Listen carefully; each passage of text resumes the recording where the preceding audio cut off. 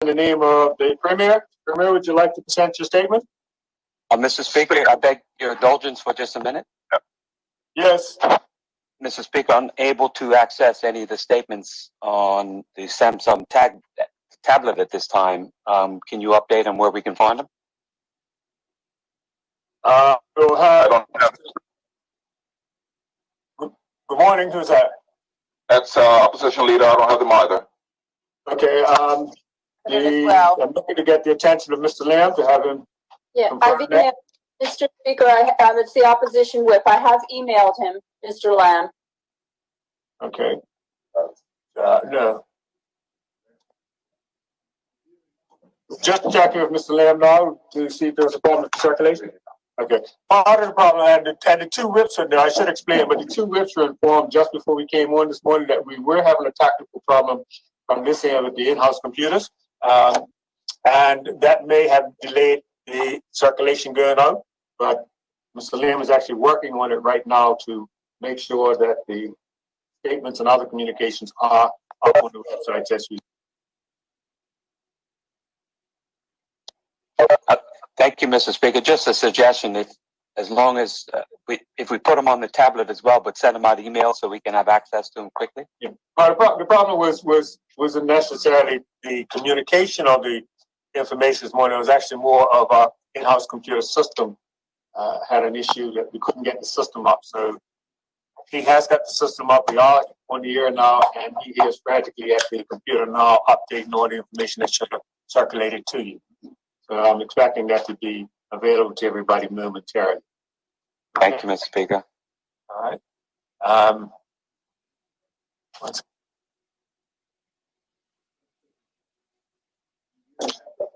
Okay. The statements are now up on the homepage. If you go to the Parliament website,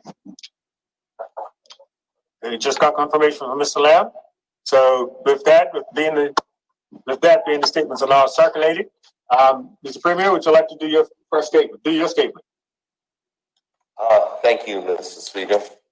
Mr. Speaker, spring will shortly turn into summer, and this year of 2020 is unlikely to shake its reputation for turmoil. Our community is cautiously reopening, and greater activity is taking place. There is a consistency in our message to the public, and that is paying off with high levels of compliance with the phased approach outlined following the days of shelter in place.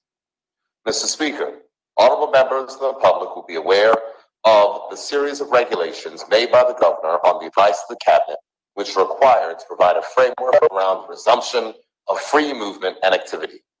These acronym continuing precautions regulations have been amended from time to time to better reflect the balance provided between public health advice and the need to promote economic activity. In that vein, Mr. Speaker, the governor has been invited to approve amendments to the regulations to extend the hours during which commercial boat operators can ply their trade to 9 p.m.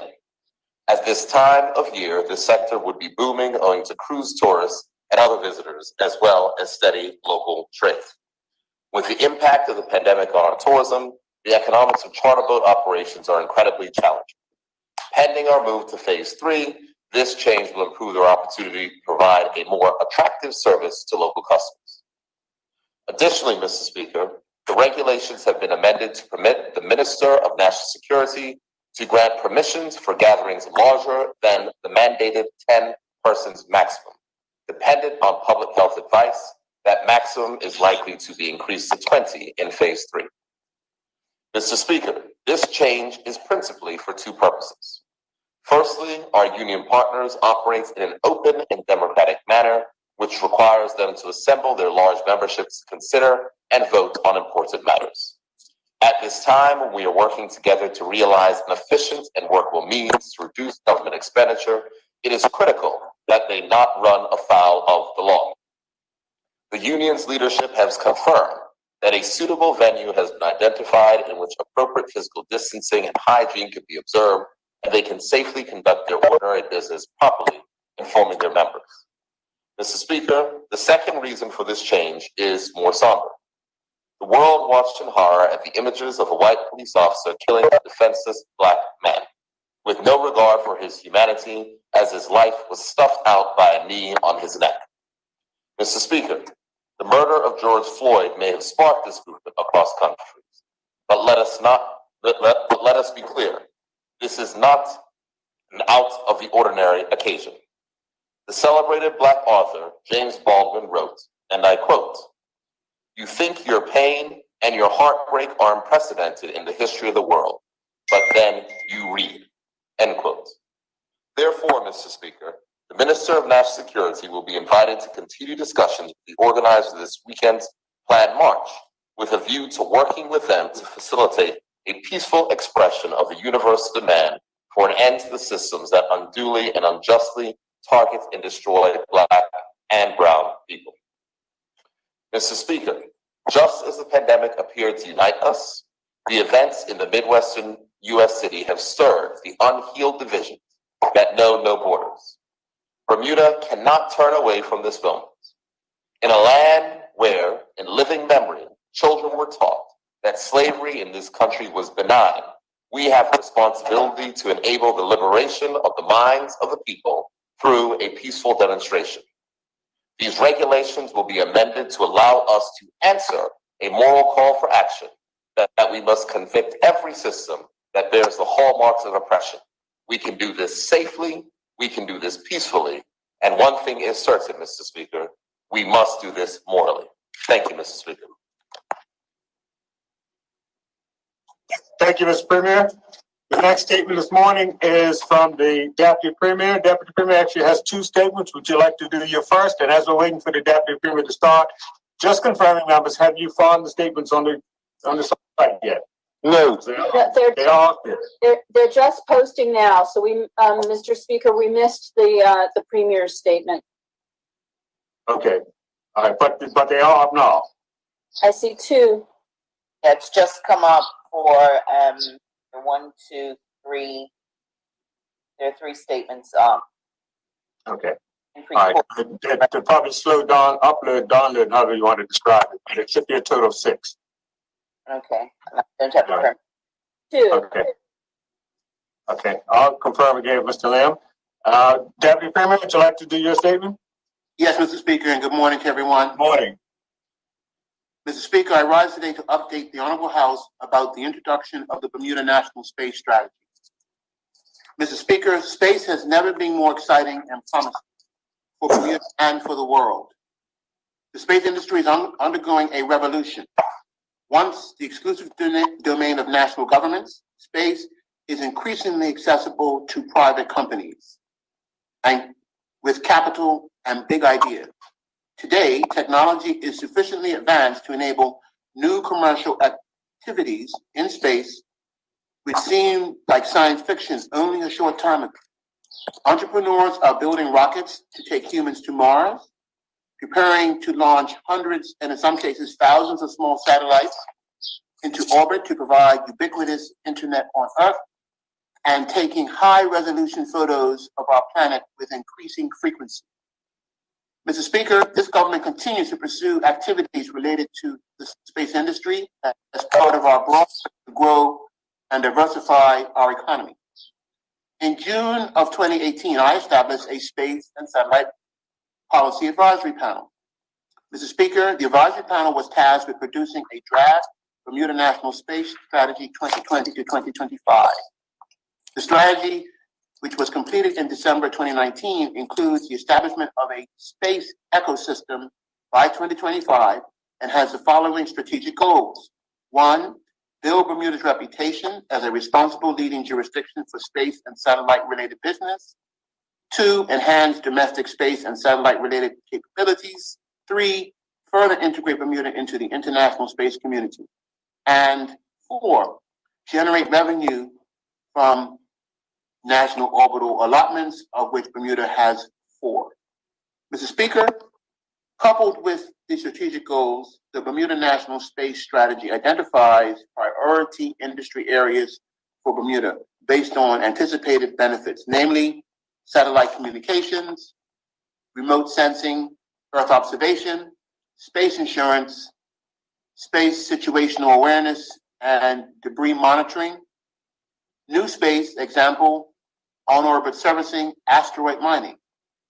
The aforementioned benefits will be a byproduct of the government's partnership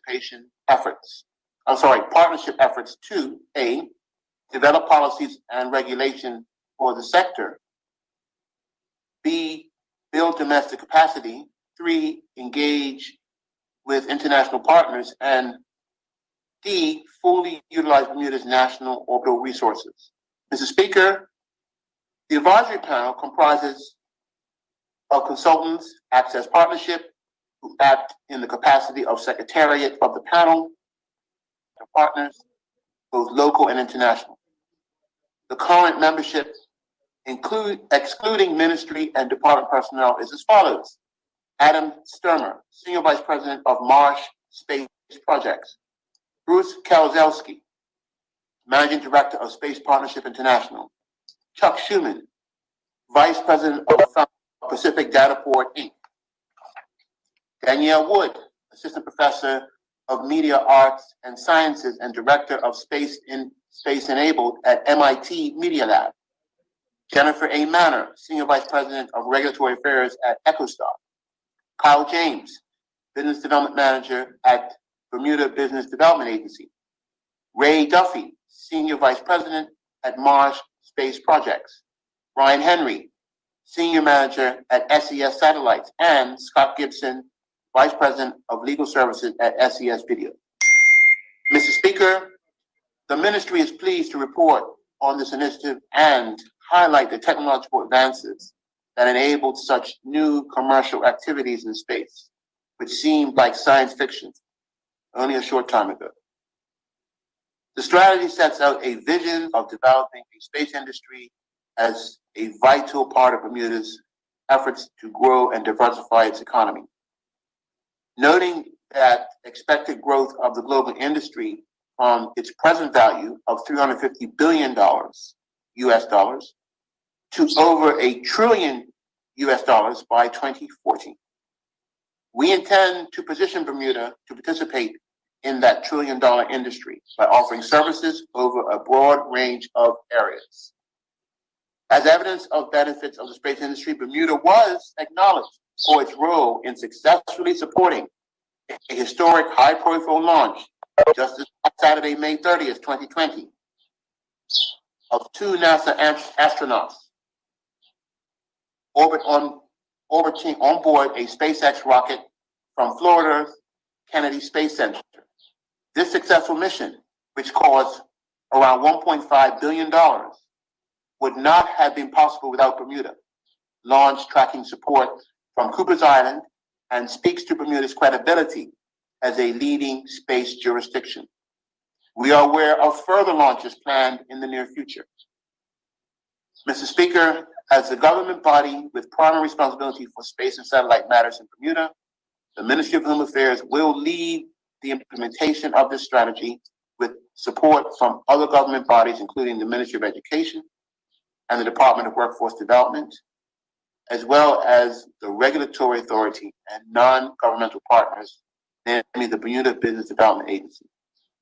Mr. Speaker, the document titled Bermuda National Space Strategy 2020 to 2025 will be made available for public scrutiny on www.gov.bm and on our website, space.gov.bm. Thank you, Mr. Speaker. Thank you, Deputy. Would you like to do your second statement? Yes, please, Mr. Speaker. Thank you very much. Continue. Mr. Speaker, I rise to inform the Honorable House of the status of the implementation of licensing of debt collection businesses. I would remind honorable members that a debt collection business pursues and collects a debt on behalf of other person or business. Those who are engaging in this type of business must obtain a license from the licensing authority by submitting the required documentation and fee outlined in Section 8 of the Debt Collection Act 2018. Applications can be obtained from the Consumer Affairs Office by sending a request to consumers@gov.bm. Mr. Speaker, the Act received assent on the 31st of July 2020, at which time the provision of a 90-day grace period to obtain a debt collector's license was activated. However, due to the challenges presented by COVID-19 pandemic, the April 30th deadline was extended to June 30th, 2020. Mr. Speaker, I want to remind businesses that the impending deadline of June 30th is only just a few weeks away. I wish to make it crystal clear that persons or businesses that engage in a debt collection business without a license after June 30th will be committing an offense under Section 7 of the Act. The offense makes an offending principles of a business liable on the summary conviction to a fine of $60,000 or imprisonment of up to 1 year or both. Conviction on indictment carries a fine of $100,000 or imprisonment of up to 5 years or both. As a result, I am encouraging debt collection businesses to get their applications into the authority as soon as possible.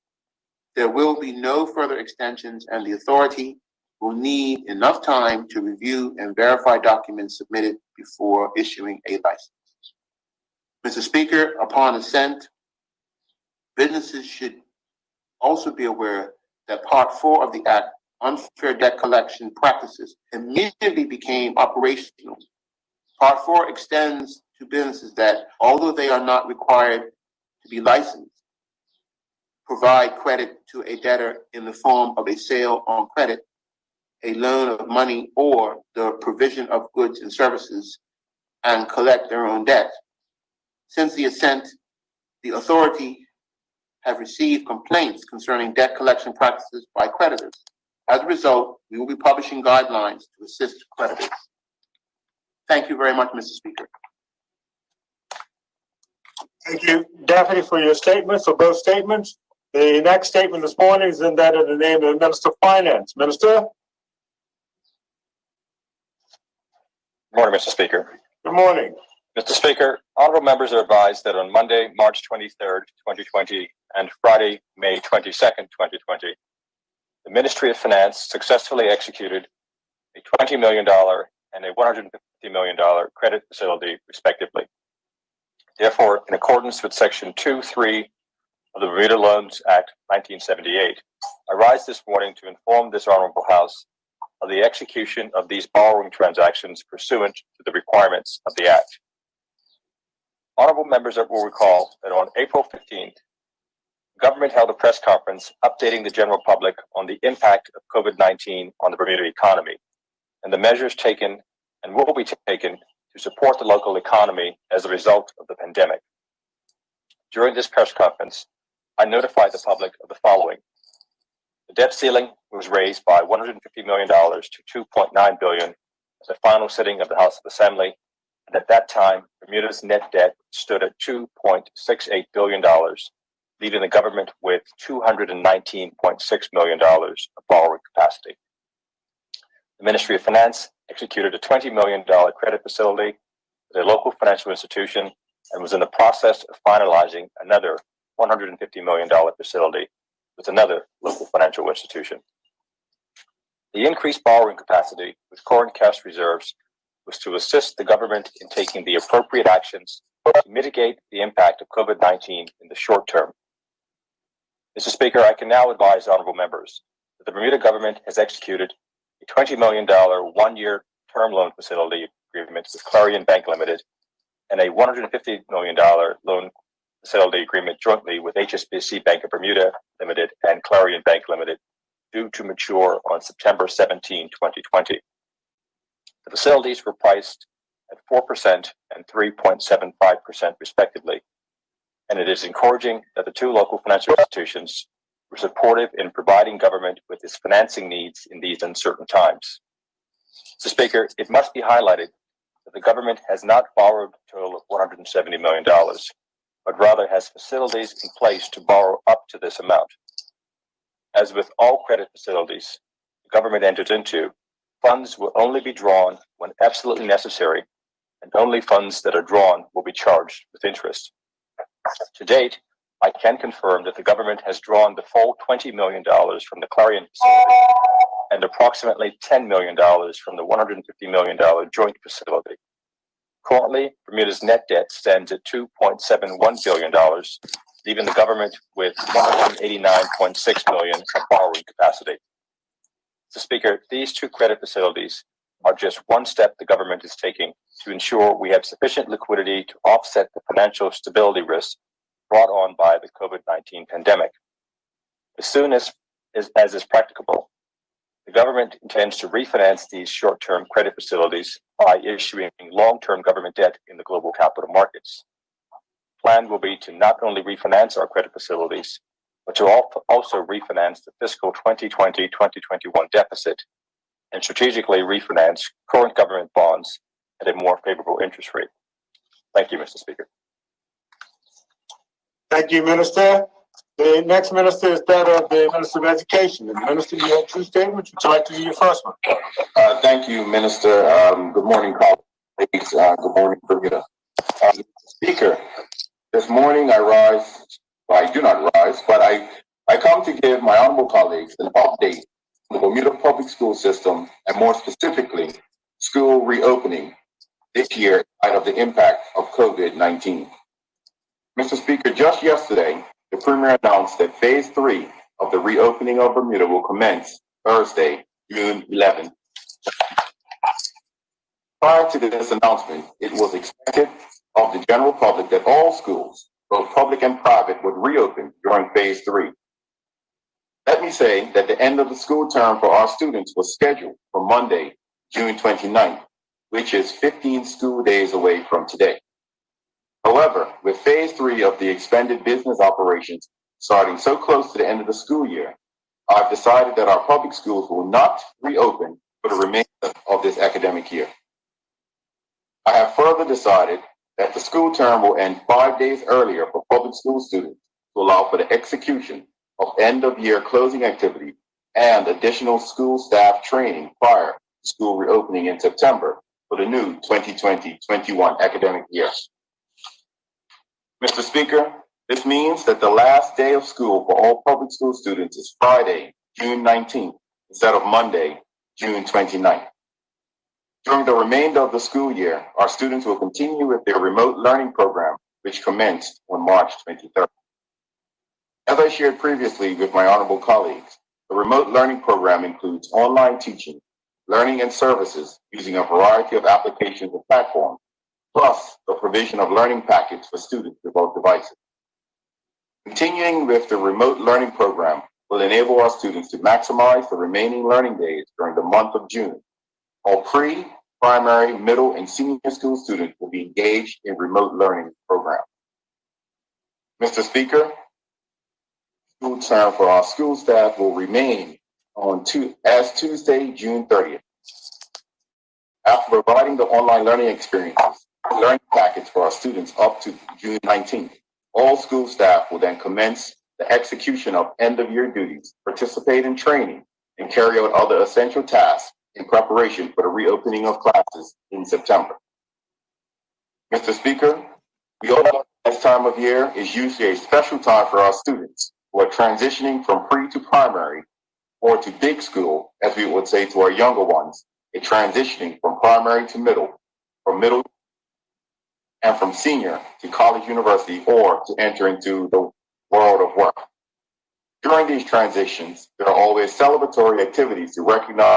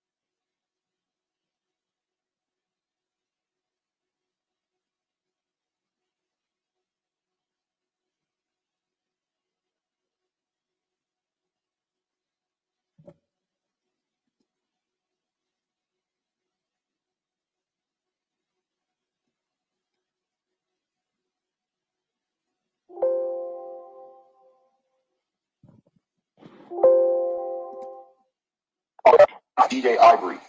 Tomorrow, Saturday, June 6th, graduates will return to the campus to have graduate photos taken as part of the commemorative events.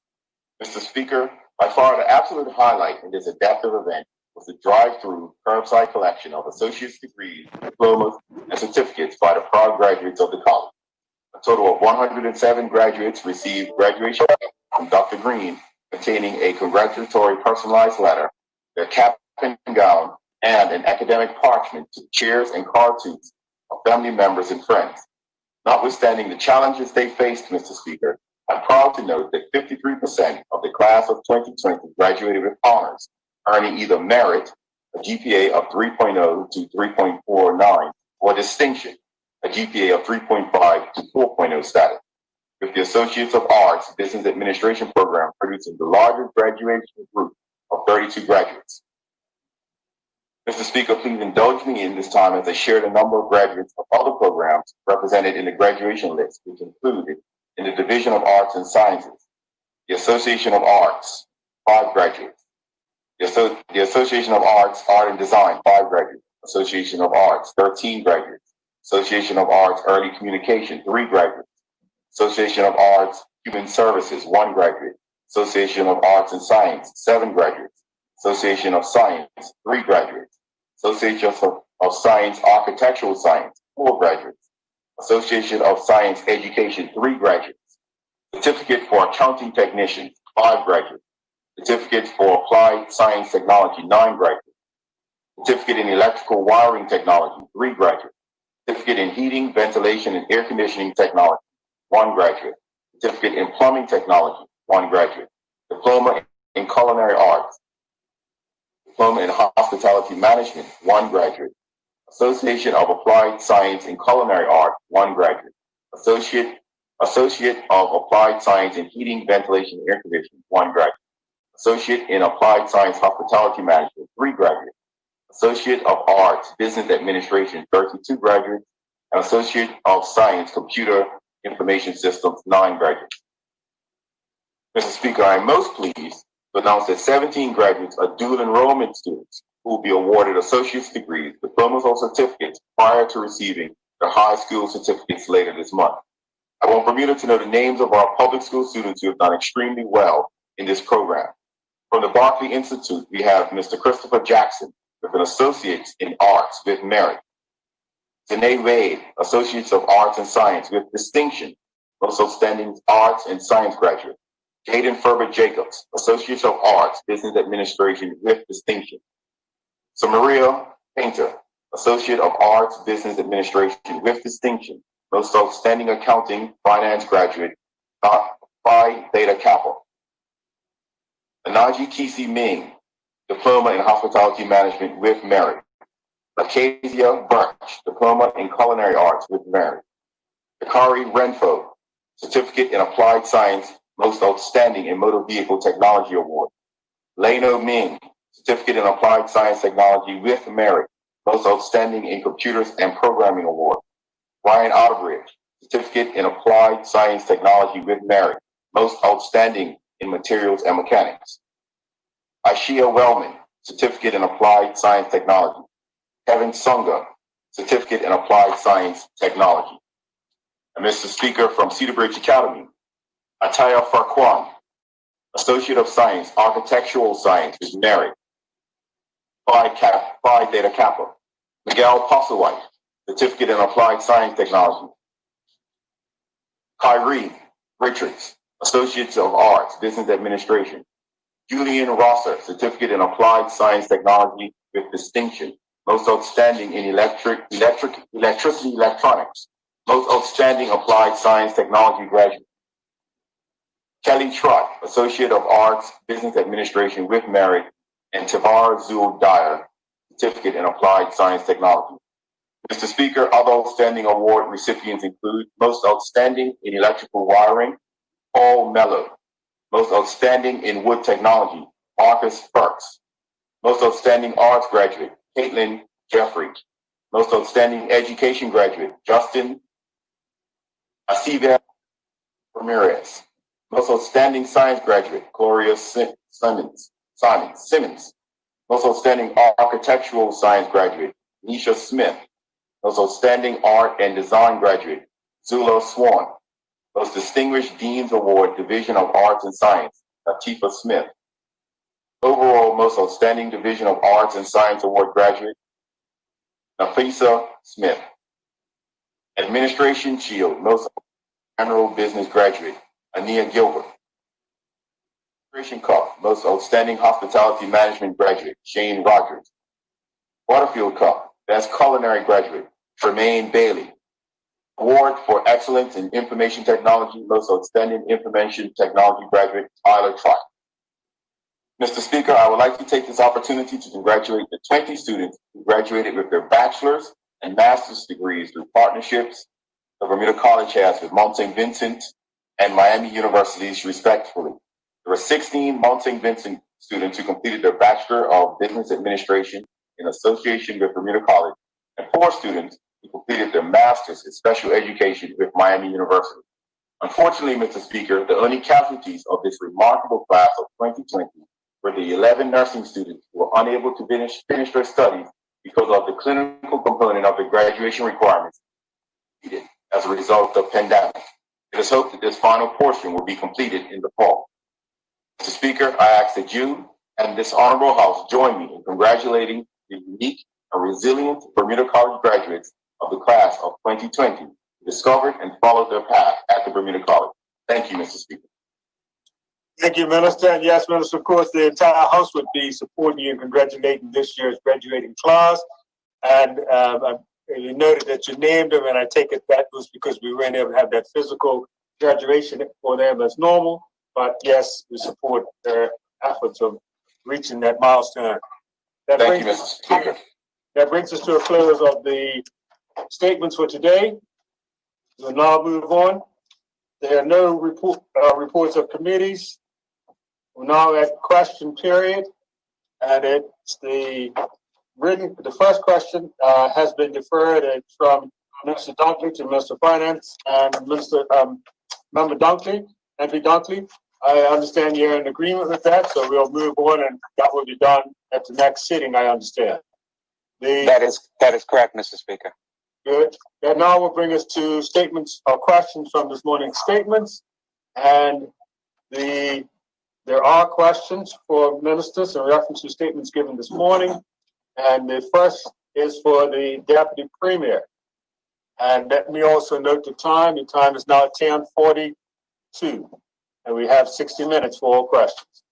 The Deputy Premier, you have a question this morning in reference to your first statement regarding the Bermuda National Space Strategy, and that's from MP Dunkley. MP, would you like to put your question? Thank you, Mr. Speaker, and thank you to the Honorable Minister for the statement. Good morning to everybody. In regards to the Bermuda National Space Strategy, definitely we're pleased to see progress in this regard, Mr. Speaker, because I recall there was a lull in activity for a number of years, and Bermuda's been a key focal point in this. In 2017, the OBA initiated the program again with the United States at their request, so we're pleased to see it move forward. My question to the Honorable Minister is, has there been a budget set by the Bermuda government to support this program? And does the Bermuda government have any revenue projections on this program? Hello, thank you for the question. That is the purpose of the strategy. Right now, most of the work is being done in cooperation that we've done with under the Department of Telecommunications and Energy in their budget, and the retaining of Access Partnership, who I mentioned as a consultant to help assist us with our work with building and continuing the work that had already been started some years ago around our space activity. But the national strategy is the blueprint for putting together all of which you mentioned, a proper budget, setting the priorities, and what else can be done to advance us in this area. Supplementary, Mr. Speaker. Go right ahead. Thank you, Deputy Premier. Deputy Premier, can you advise the Honorable House the terms of the consultancy arrangement with Access on the fees and how long it spans? I cannot give that at this time, but I can undertake to give more information on that in the future, as if that is the wish of the House. I would certainly. But I can say they have been a consultant advisor to the Bermuda government over many years, going back to previous PLP administrations through the OBA administration and up until now. And they have advised in areas of telecommunications, and they advised clearly in our efforts in the space and satellite area, and they continue to do so. But I will get more information on that if that is the wish of the House. Thank you, Mr. Speaker. I would appreciate that. I'm aware of Access. What I'm looking for is the specific terms of this new arrangement to see how it works going forward. Yeah, this is the. I think the deputy is undertaking to produce order for you later, deputy. Is that what we're understanding? Yeah, I'm happy to provide that information to the House and to oblige the request of the honorable member. No problem. Thank you. Okay. Thank you, Mr. Do you have a second supplementary, member? No, Mr. Speaker, that covers it. Thank you. Okay. Deputy Premier, the next question is also for you, and it's on your second statement, and that is also from MP Dunkley. Would you like to put your question, MP? Thank you, Mr. Speaker. To the Deputy Premier, in regard to licensing for debt collectors, can the Honorable Minister inform the Honorable House how many debt collection businesses are in service at the present time? I cannot give the precise number. I know that around perhaps 10 to 20 businesses were a part of the process and were given information for them to submit their application, but that number will be finalized and will be clear once the licensing process is completed as per I've outlined in the statement, and that was part of the Debt Collection Act of 2018. So that will give a more precise number.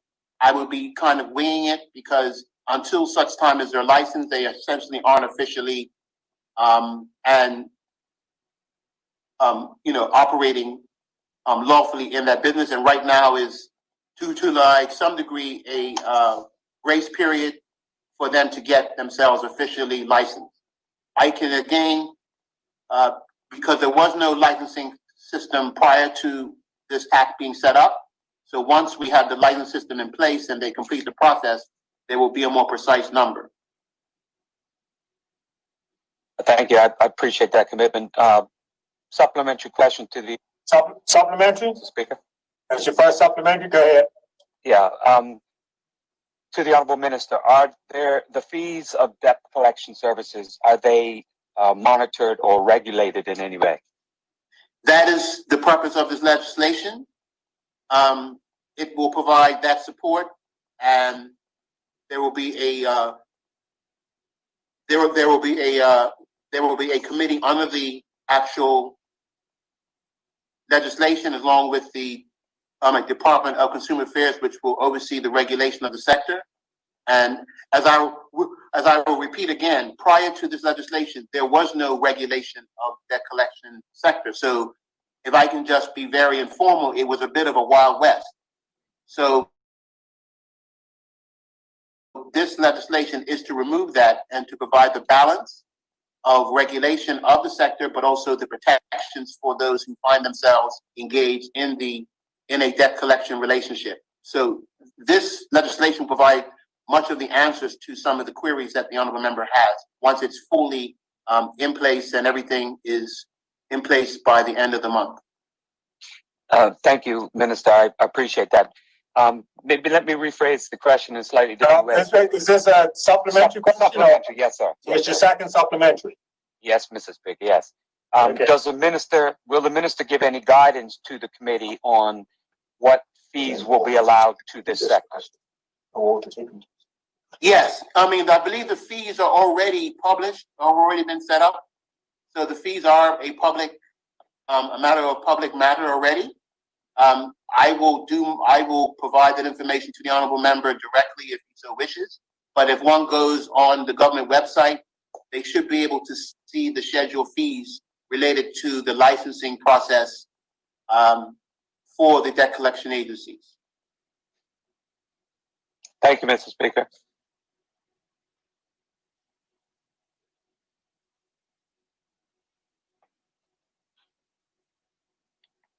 Sorry about that. Do you have any other further questions? Supplementary? No further questions?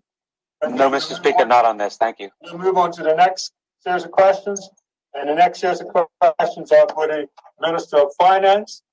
And the Minister of Finance, you have questions from 4 members. The first will be from the opposition leader. Opposition member, opposition leader, would you like to put your question now? And members, the Deputy Speaker will be in the chair for the next hour or so. Okay? So then you can refer to the Deputy Speaker. He's got control of the House as of now. Thank you, Mr. Speaker. And as the deputy steps in, thank you, Deputy. And good morning to Bermuda and colleagues. Minister, thank you for your statement. What I would like to understand a little more of on page 3, the last paragraph, you state that these 2 credit facilities are just one step that the government is taking to ensure that we have this financial stability offsetting COVID-19, paraphrasing the last part. At the end of that paragraph, you also mention that you are looking for more favorable interest rates when we start looking at government bonds and the likes. Can you shed any more light on when you say at the beginning of this paragraph that this is just one step?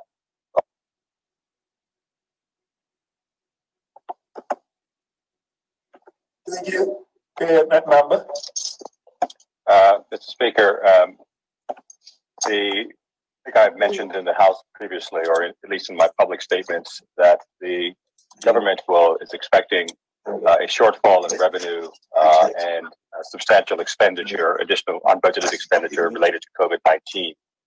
And so in as much as if there's no reduction in spending levels, the anticipated deficit will swell from a negative $20 million, as presented in the budget statement earlier this year, to an excess of $315 million. The target deficit that I am shooting for this year is $150 million.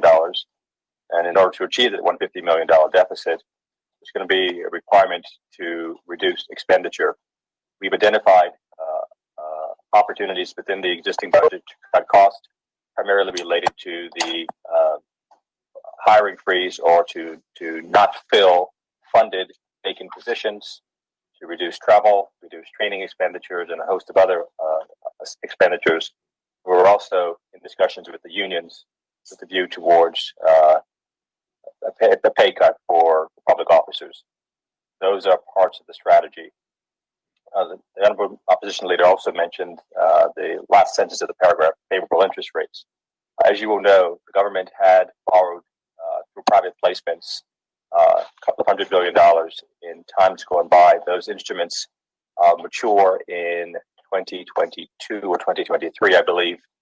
And it is my view that if we're going out to raise capital, it may make sense to also do a liability management exercise to refinance those higher interest rated pieces of debt with more favorable terms in light of the current pricing environment.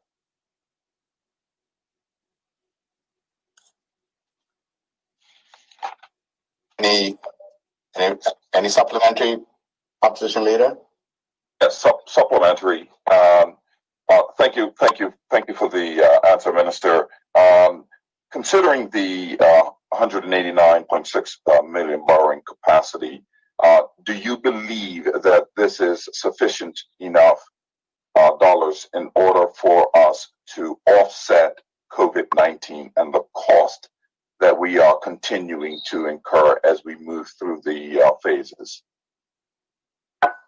Well, the projection at the moment is about $89.5 million of unbudgeted COVID expenditure.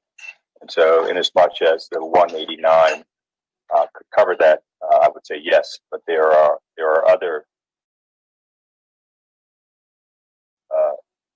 factors that need to be considered. including the shortfall in revenue. So the shortfall in revenue coupled with the increased expenditure, and if the goal is a $150 million deficit, then the 189 should be more than enough to kind of cover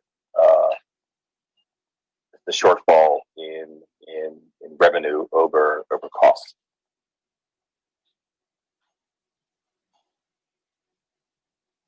Second supplementary. Continue, Opposition Leader. Thank you very much.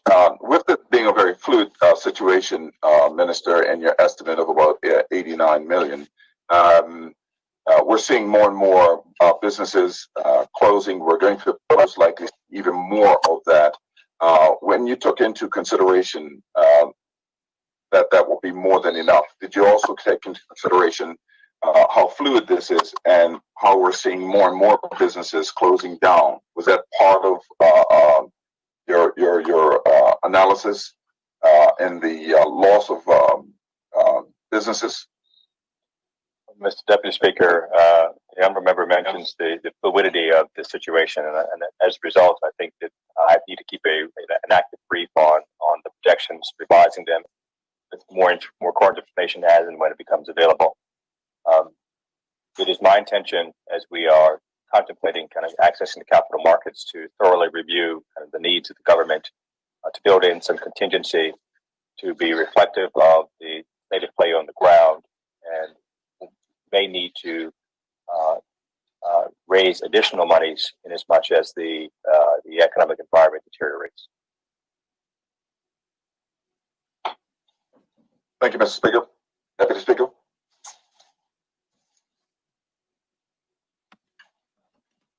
You have another question, Opposition Leader? No, thank you. Okay, the next member wants to ask a question is the Honorable Member Pat Gordon Paplin. Ms. Paplin, you have the floor. Thank you, Mr. Deputy Speaker. Mr. Deputy Speaker, I just wish to inquire of the Minister, who indicated, I lost sound a bit during the first question, so I apologize, and you can let me know if my question is repetitive. But the Minister indicated in his statement that the rates that he was able to obtain was 4% and 3.75% from the two banks respectively. He's indicated in his statement that he's drawn all of the 4% money and drawn some from the 3.75% money.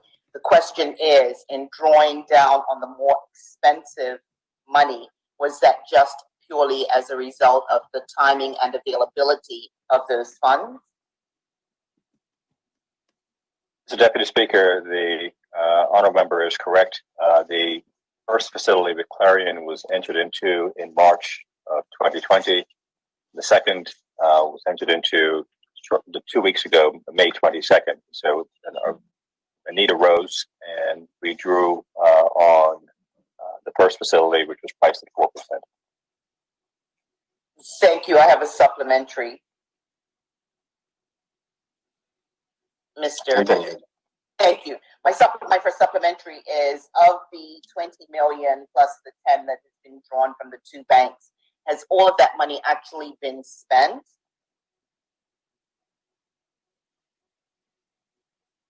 Mr. Deputy Speaker, I would refer the honourable member to my statement. The government doesn't draw monies down on facilities unless it has an intention to spend it or has a need to spend it. The supplementary. I have a second supplementary. That's the answer to the question. The question that I had was, has the money been spent? I know that the government will draw the money down when, and it was made very clear, the government will only draw the money down when it has the need to, when it realizes it has the need to spend. The question is, has that $30 million that has been drawn down already physically been spent? Or is it just in the hopper waiting to pay some bills? That's the question. Mr. Deputy Speaker, I guess I'll say it again. The government does not draw down money unless it has a need to draw the money to spend it. The money has been spent. Thank you. That's a very simple answer, a very simple question. I have a second question, Mr. Speaker. Continue. Sir, the question is, in the minister's statement, he's indicated that it's his intention down the road, and he's made it very clear the purpose for it in terms of creating a better deficit and refinancing strategy to refinance some of the government bonds at more favorable interest rates. The question that I have of the minister is there any consideration, given the very paltry returns that locals are able to get from the banks, knowing that the banks are using their money to loan out at 4 and 3.75%, but they are offering depositors less than a half of 1%. Is there any intention in his financing strategy to allow some of the financing to be obtained from locally generated funds? In other words, will they have a bond offering similar to what was done before, in which people who deposit funds into the bank will actually get some kind of return? Mr. Deputy Speaker, I thank the honourable member for her question. I can tell her from prior experience in this space that I have been a proponent of issuing debt in the local capital markets. The unfortunate reality is that in this government's attempt, not particularly this government elected, but in prior governments' attempts to raise money through domestic distribution of their debt, there has not been much interest expressed by local investors. I can recall a time when I was at Butterfield Bank, and the bank did a $50 million tranche of government debt. The bank ended up buying the entire tranche. I think local investors stepped up for about $14 million of the 50.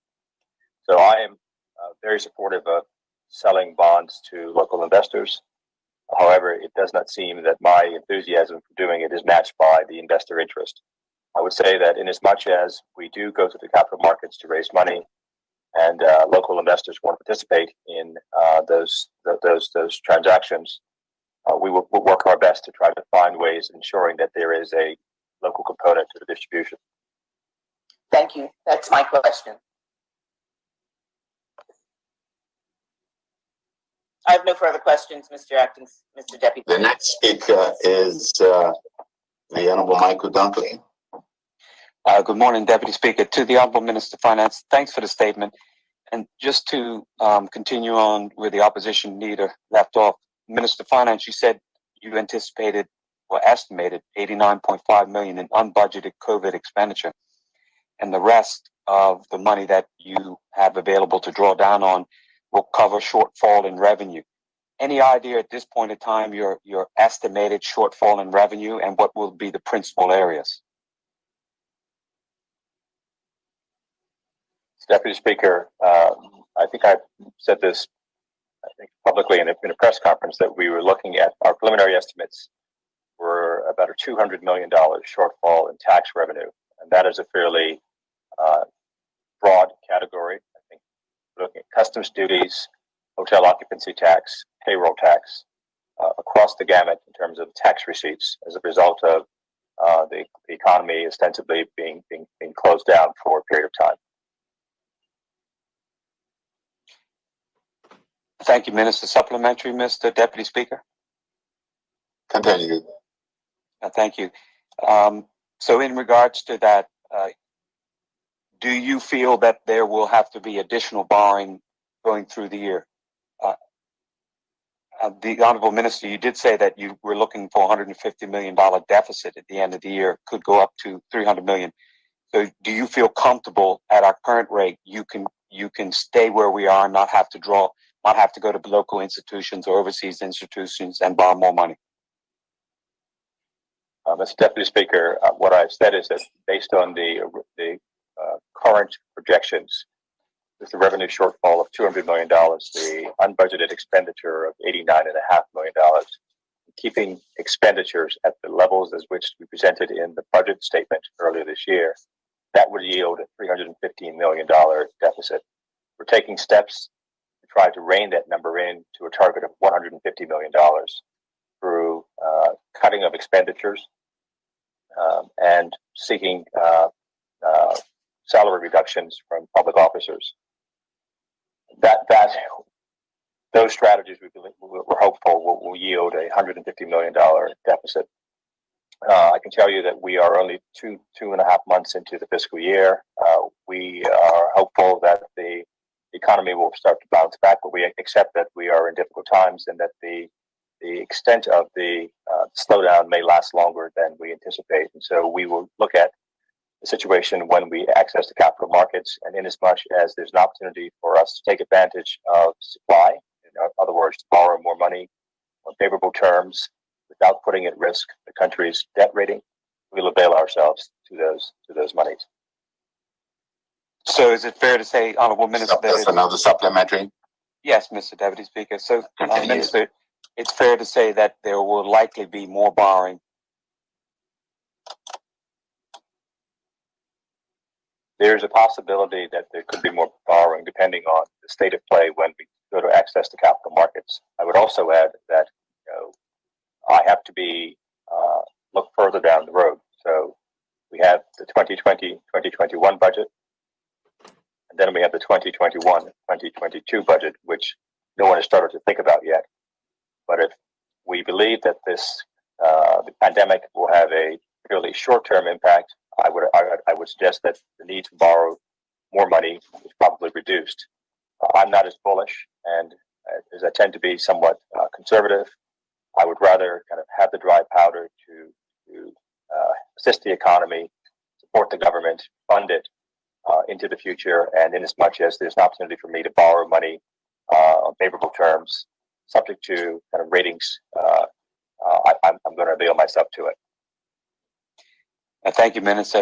In this case, there's nothing wrong with being conservative. Second question, Mr. Deputy Speaker. Continue. Your third question. Yes. Yeah. Minister of Finance, in regards to the 20 million at Clarion and the 150 million with the HSBC, were other local institutions invited to participate, and what was the outcome with them? As a general matter, when I took on this job, I took the view that I wanted to work with all local banks. They are important constituents in the Bermuda economy, and so all local banks were provided with the opportunity to participate in the offer. I can tell you heretofore, before my time here, there had been very little done with Clarion. Clarion approached me about working together. We found an opportunity to work together, and so that yielded the first credit facility. The first credit facility with them was a $20 million piece. And then we decided that we were going to raise the additional 150, which I spoke about back in April. And we talked to the banks, and those who wanted to participate took part, and those who didn't. Thank you, Minister. Thank you, Deputy Speaker. Thank you. The next speaker is Cole Simons, wants to ask the Minister of Finance a question. Mr. Simons, you have the floor. Thank you, Mr. Deputy Speaker. My question is in regards to the $150 million facility. Why did we go for such a short term? I know we've been through some challenging times, and as you said, you're taking the short term because you're preparing for a public offering. I take the view if we had a... Remember, you asked the question, now you expounded on it. Would you let the Minister answer the question? Thank you. Yes, I will. Yes. Thank you, Mr. Deputy Speaker. The honorable member is correct. The intention here is to borrow for the short-term need in the domestic markets, and then to refinance those facilities longer term in the global capital markets. The other part of the strategy is, in light of the significantly negative impact that COVID-19 has had on the economy, what our financing strategy will do in paying back the local banks, it will give them capacity to deploy those monies domestically. The last thing that I want to be responsible for is saddling the ability of the local banks to lend into the local economy. And so by taking the government's lending away from those institutions, we provide capacity for those institutions to lend to local businesses and local consumers. Thank you. So, in regards to the capital market, Is your second question or supplementary? supplementary, because it's talking about the capital markets. What do you project the amount to be when you do the public offering, based on the numbers that you see to date? Well, we would refinance the $150 million, the $20 million, and then the $200 million associated with the Morgan's Point project at a minimum. That's the refinancing.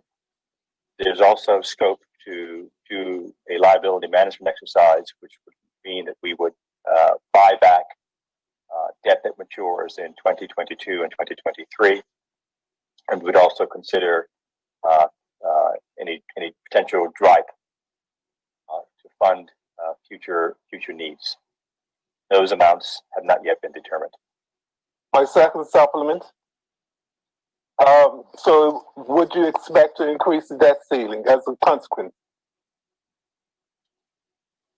I'm not in that position yet. I've increased the debt ceiling to where I think it needs to be for now. But in as much as there's a change in my view on debt ceiling, I will come to the House of Assembly to get approval to do that. Okay, my second question. Continue. Can you give me the arrangement fees for each of the facility? What percentage do we pay in arrangement fees? I would need to come back, Mr. Deputy Speaker, I would need to come back to the honourable member with information. I don't have the facility letters in front of me. Supplemental, in a similar vein, can you also come back with details on the legal costs in structuring these facilities? Deputy Speaker, I undertake to come back with the facility fees and the legal fees associated with both facilities. Thank you very much. That's it for you. Yes, thank you. The chair recognizes the honorable member, Scott Pearman. Mr. Pearman, you have the floor.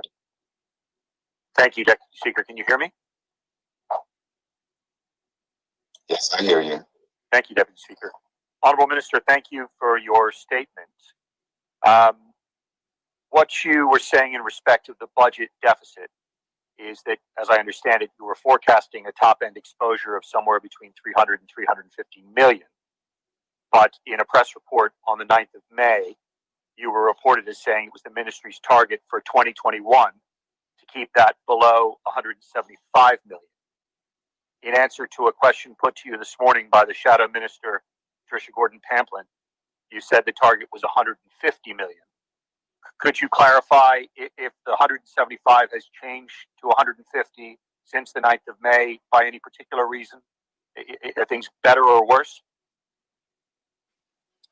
In the first, Deputy Speaker, in the first instance, I referenced 315 million, not 350. No, 315, correct. Yep. The target is 150, between 150 and 175. I mean, budgeting is like asking someone how long a piece of string is. This is a fairly substantial budget, and there's some wiggle room, and so I may have said 175 in the press. The target is $150 million, plus or minus. Finish the question, Mr. Pearman. Supplementary, Mr. Deputy Speaker. Supplementary, continue. Honorable Minister, in terms of that target, 150 to 175, are you able to indicate which end of that range we're on? Well, it depends on how our discussions with the unions go with respect to getting concessions on salaries. And those negotiations are ongoing. Thank you, Minister. Deputy Speaker, second question, please. Continue. Minister, in your carefully worded statement today, you discussed how you had drawn down 30 million from the borrowing facility, the joint facility. And in response to a question from the Shadow Minister, Patricia Gordon-Pamplin, you accepted that the monies drawn down had in fact been spent. My question is, when do you anticipate drawing down the next tranche of monies from the facility, the joint facility, and how much will that be? Mr. Deputy Speaker, the drawdowns will be a function of government's expenditures. And so there is a pattern that happens with government tax receipts. They typically come in quarter ends, and in the intervening periods, the government typically is a net has a net outflow of funds as opposed to a net inflow. And so we would anticipate an outflow in last month in May. We would anticipate a significant inflow in June as it's quarter end, and the next projection would be August and September, with October being a positive month. So it follows a particular pattern. Typically, when there are periods of quarter ends, there's an observation of a net inflow of cash, and during the intervening months, general outflow. So when we have outflow periods, we have to borrow to keep the government operating, and in months when there are significant intake of cash receipts, we generally don't.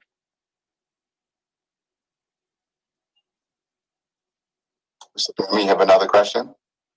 Yes, I'm not sure you answered when you anticipate the next drawdown would be, Minister.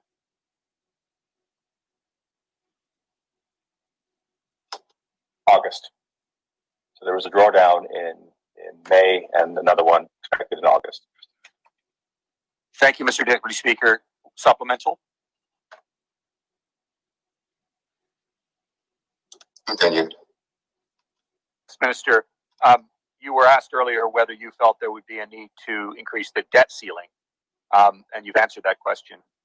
Do you feel there will be a need to increase the joint facility? I do not anticipate a need to increase the joint facility. It is my expectation that we will access the capital markets within the next 3 months. Minister, thank you, Deputy Speaker. That's it for the Minister of Finance. The next question is to the Minister of Education, the Honorable Diallo Rebane, and that question comes from the Honorable Member Cole Hedley Simons. Thank you, Mr. Deputy Speaker. My question to the Minister is this. Where do we stand in the preparation of guidelines or a reference document or manual that will summarize what is required from a COVID mitigation perspective for each of our schools?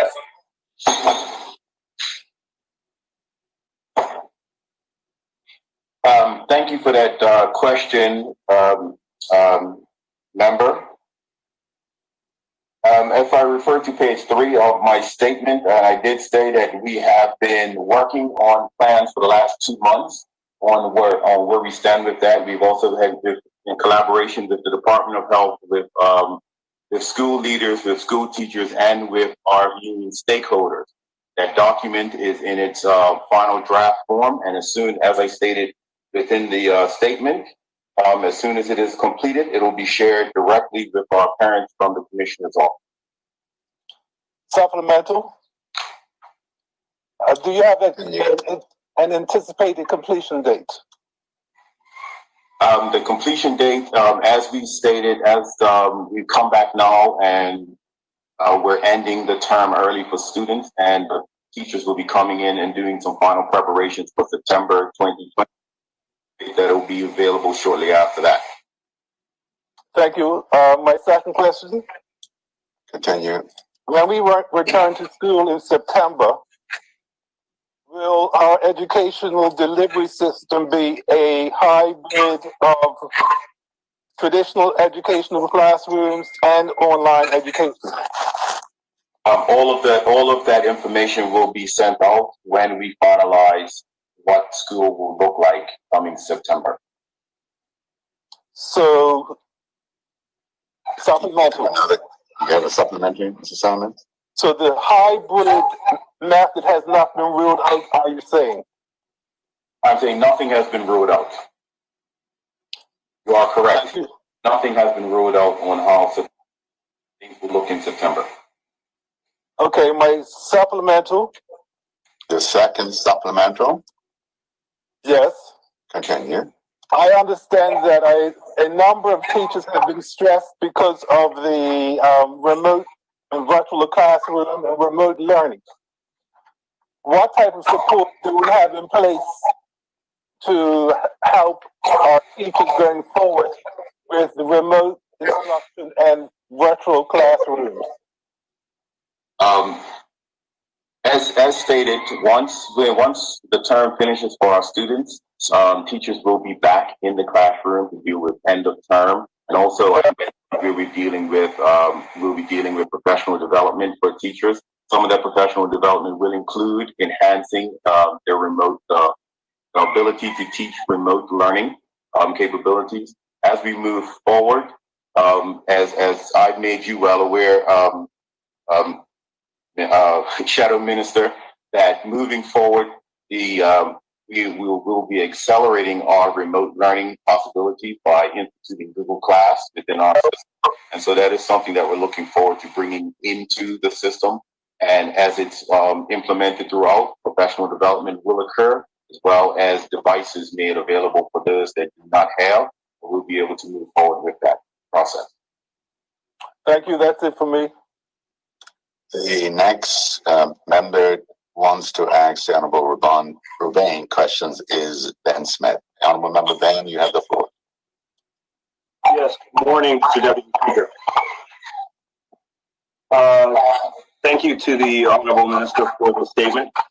I'd like to, now that the Minister has made the decision to not reopen phase 3, was the input of the teachers, Union of Teachers and Parents solicited prior to making the decision specifically to not open in phase 3? We have consistently sent out surveys and asked for input from all of our stakeholders ever since we closed school on 23rd. Supplemental? With that information, is the Minister able to tell us what the feedback was from the stakeholders specifically for reopening in phase, if not reopening in phase 3, and instead reopening in September? The feedback was varied. Some people wanted schools to reopen as soon as possible. Some people wanted us to wait until we were very sure that we could be safe. Some people wanted us to wait until September. It was varied across the board. Thank you. Question? So obviously this is not usual, and the Minister's had to come up with a bunch of new solutions for us to move forward. My question is, has an analysis been done at this point on what impact this change in the learning process and how things are being done, the impact on the students and how they're going to progress as you move into the following year? Yes, the student performance has still been measured. Remember, what we've done is we've closed school buildings. We have not stopped school from occurring. So students have still been learning, although they've not been able to enter into the school buildings. So students have still been getting their lessons and still been making progress as they move forward. Part of the reason of allowing the term to end early is to do evaluations to see where we are with the learning and how far we did get. And as I mentioned in the statement, we intend to have summer school for our senior school students so they can catch up on whatever it is they may not have done. And when we start in September, there will be an evaluation of where our primary and middle school students are and interventions put in place to either get them to where they need to be or to see if they're fine and move on as we would regularly do. Thank you, Minister.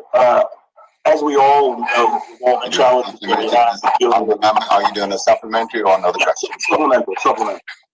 So as we all know, with the challenges of dealing with, having meetings online and trying to give content online, as a teacher standing in front of a classroom normally, and they get the opportunity to see their students and see if a student is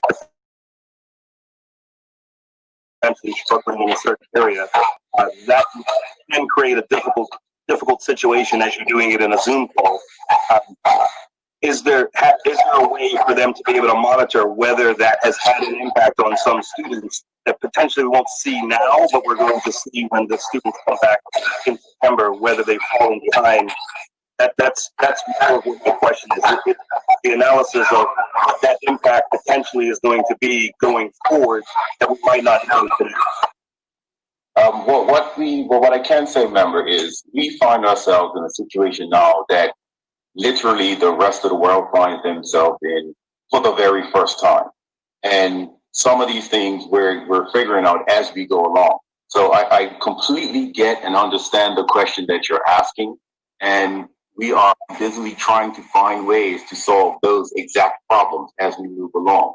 But as I informed, when we come back in September, especially for our primary and middle school students, and hopefully we will be back to some semblance of normality, that's when we will have an opportunity to check and see how far have we progressed, or how much intervention needs to be put in place to progress further than where they are. And so, I mean, ideally, we would love to be in school. Ideally, you would like to have the person in front of the teacher, but it's just not something that has been allowed to happen. So we have to work with what we do have in front of us.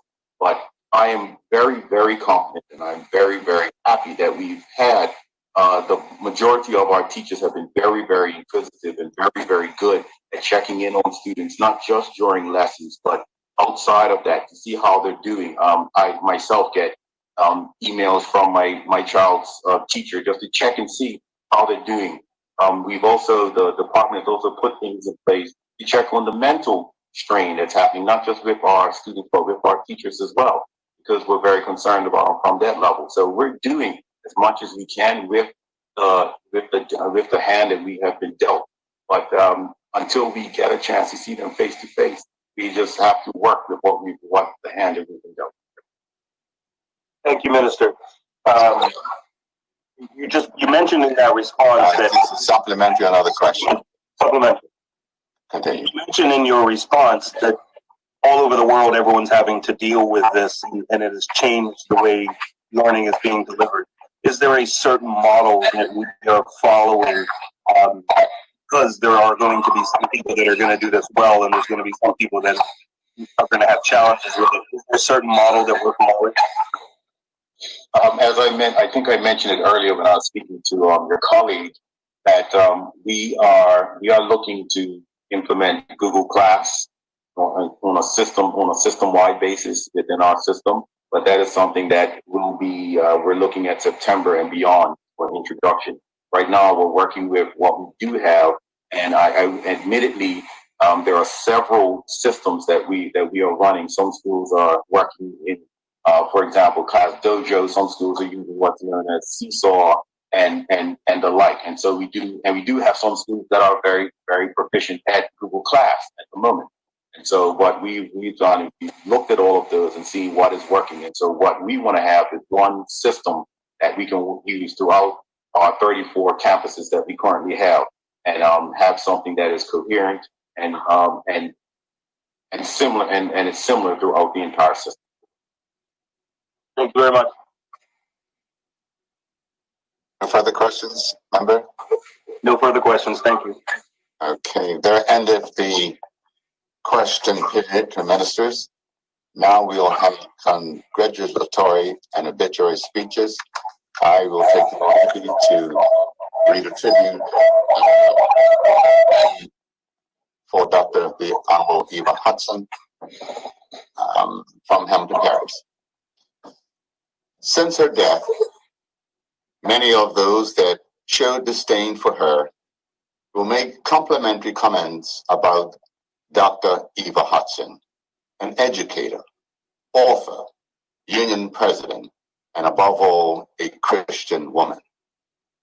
In her book, Second Class Citizen, First Class Man, Dr. Hudson wrote about the most tumultuous period in Bermuda's social history from 1953 to 1963. This was the time when hotels, restaurants, and theaters were desegregated, labor found a voice in the BIU, and the PLP was formed. Dr. Hudson was deeply involved in the desegregation movement, and because of her participation, she was threatened with the loss of her job. Dr. Hudson also wrote that in all racially segregated societies, the oppressiveness of racism is most destructive and soul-destroying for man. She said in Bermuda, women were not only the backbone and strength of the Black family, but they were the ones who became teachers within the community and were respected as such. While sons were sent out to work at an early age, Black families often try to protect their daughters from the most humiliating and degrading aspects of racism by trying to educate them. She said it was clearly a socially destructive agenda for the Black community.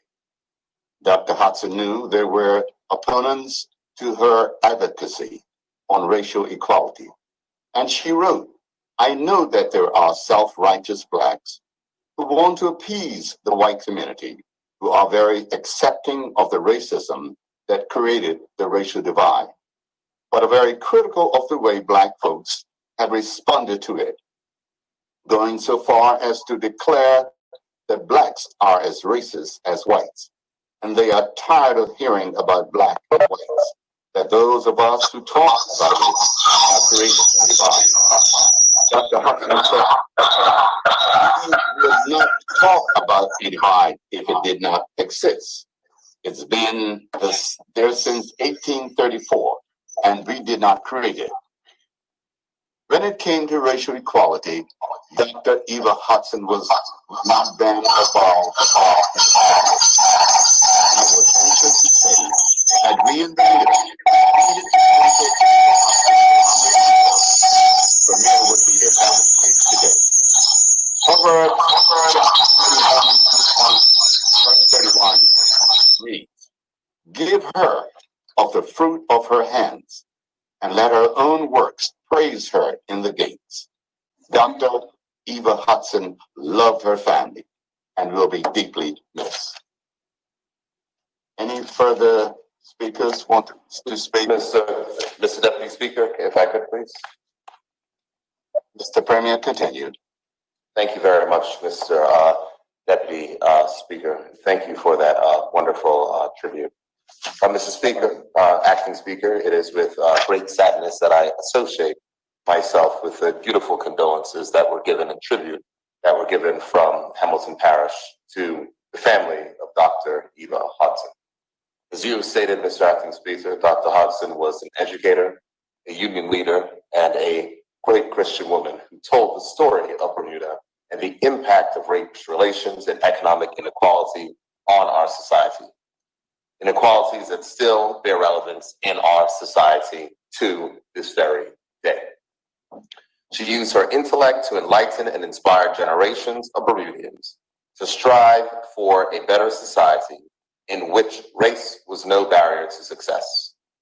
Dr. Hudson is the very embodiment of a freedom fighter.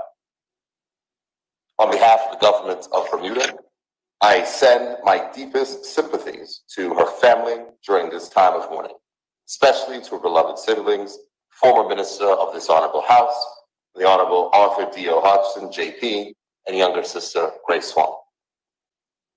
Mr. Acting Speaker, I would also ask the House to send a letter of condolence to the family of the late Mr. Reginald Gomes. Mr. Gomes was an avid sportsman who was an active member of the great and mighty Somerset Cricket Club, representing the club in both cricket and football. Although Mr. Gomes was a Somerset boy at heart, I am proud to represent him and his family in this honorable house, as he was my constituent in Pembroke West Central. My thoughts are with his wife, his son, his mother-in-law, and his entire family. His son, Mr. Regino Gomes, his wife, Mrs. Sandra Gomes, and his entire family during this time of mourning. Mr. Speaker, I would like to also send a note of congratulations, if I may, to my constituent, Miss Amali Smith, who recently graduated from Wilberforce University in Ohio as valedictorian of her graduating class with a Bachelor of Arts in Sociology. During her time at university, she managed to maintain academic excellence while representing her university on the basketball team, a feat within itself. I would also like to recognize and congratulate her mother, Ms. Stacy Burton, who happens to be my cousin. Congratulations to Ms. Amali Smith, and it is without question an achievement to graduate as a valedictorian of your university. Thank you very much, Mr. Speaker. Thank you, Mr. Premier. The Deputy Speaker recognizes the Honorable Member, Tanae Furbert from Constituency 4. Ms. Furbert, you have the floor. Good morning. I would like to, first of all, send congratulatory remarks to Ms. Atia Farquhan, who is one of my constituents on her recent graduation, being a Berkeley student and being part of the dual enrollment with obtaining her associate degree.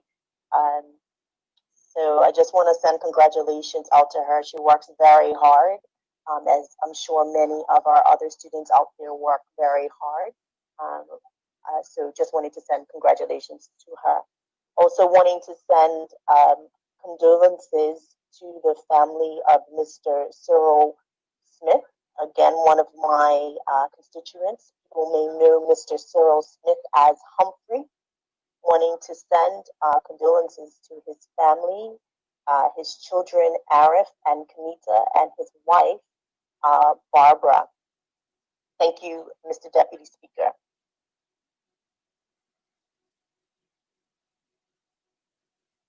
Thank you, the Honorable Member, Ms. Furbert.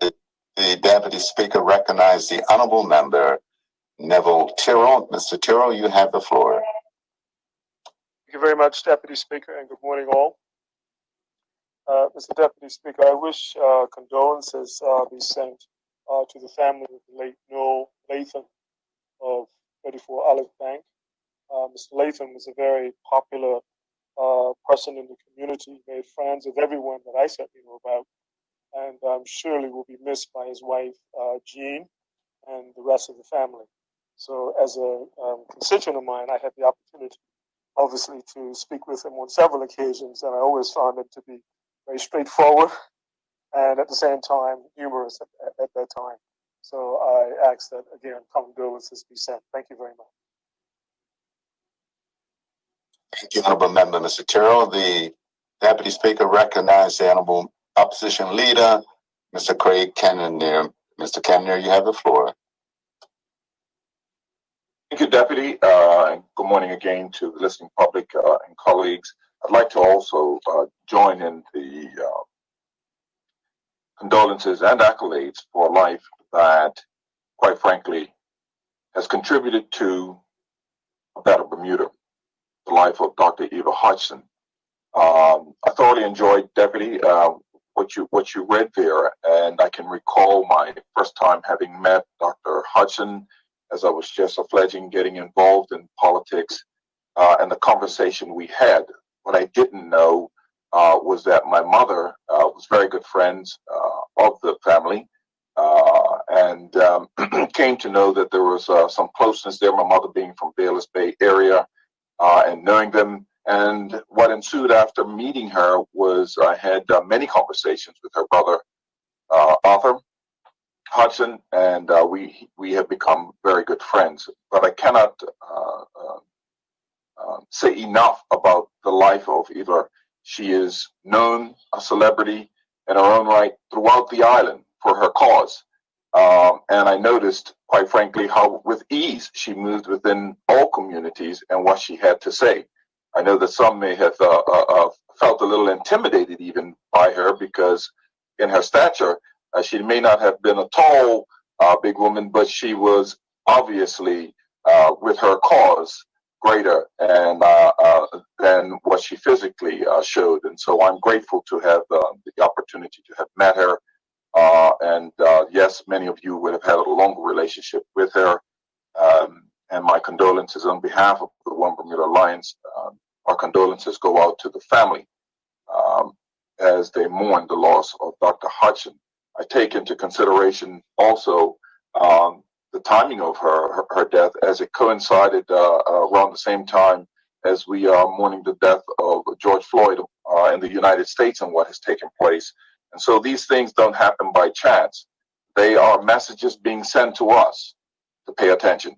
And so I thank the life of Dr. Hudson for, even in her death, calling out for us to pay attention. Thank you, Deputy. Thank you, Honorable Member. Mr. Kennedy, the Deputy Speaker recognizes the Honorable Member Scott Simmons. Mr. Simmons, you have the floor. Thank you, Mr. Deputy Speaker. I ask that I be associated with the condolences to the Dr. Eva Hudson. Her contribution to Bermuda and her memory, Mr. Deputy Speaker, will not soon be forgotten. In addition, Mr. Deputy Speaker, I respectfully ask that this Honorable House send sincere best belated birthday wishes and all members, I'm sure, will want to be associated to Mr. Chesley Trott, who celebrated his 90th birthday yesterday.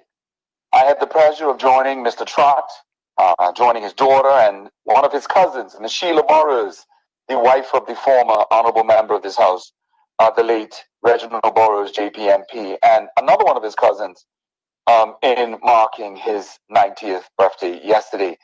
As you are well aware, Mr. Deputy Speaker, Mr. Trott is known island-wide for his cedar sculptures which are displayed throughout the island, most notably the true triumph of his craftsmanship that is prominently displayed in the arrivals lounge of the LF Wade International Airport.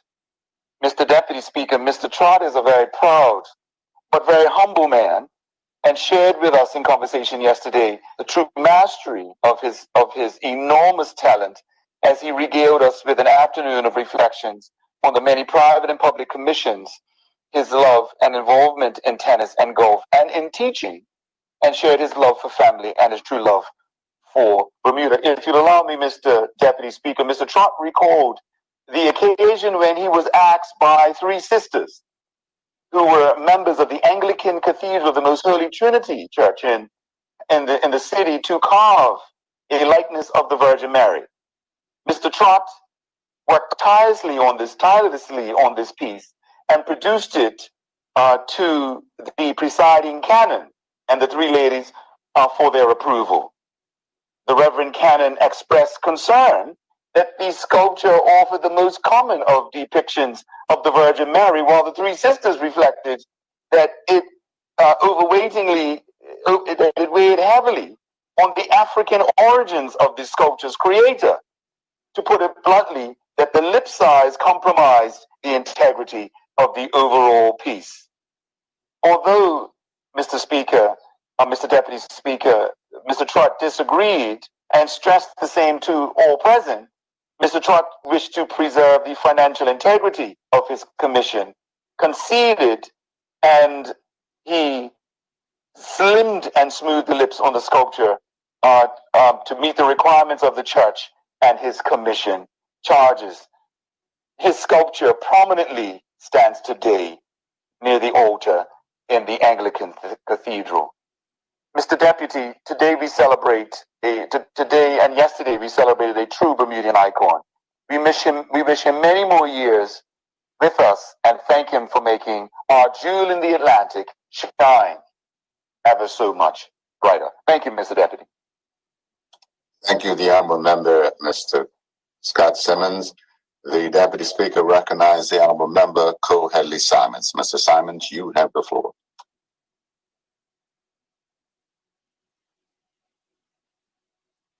Okay, thank you, Mr. Speaker. I would like to begin where the previous member ended. I'd like to associate myself with the comments made in regards to Mr. Chesley Trott. He is another icon in the art space. He is one of our outstanding champions for the arts in this country. I remember going to his studio and buying a sculpture, a brass sculpture of a lady reaching for the sky. And I have it on my dining room table. And the movement in that sculpture is amazing. He has unlimited talent.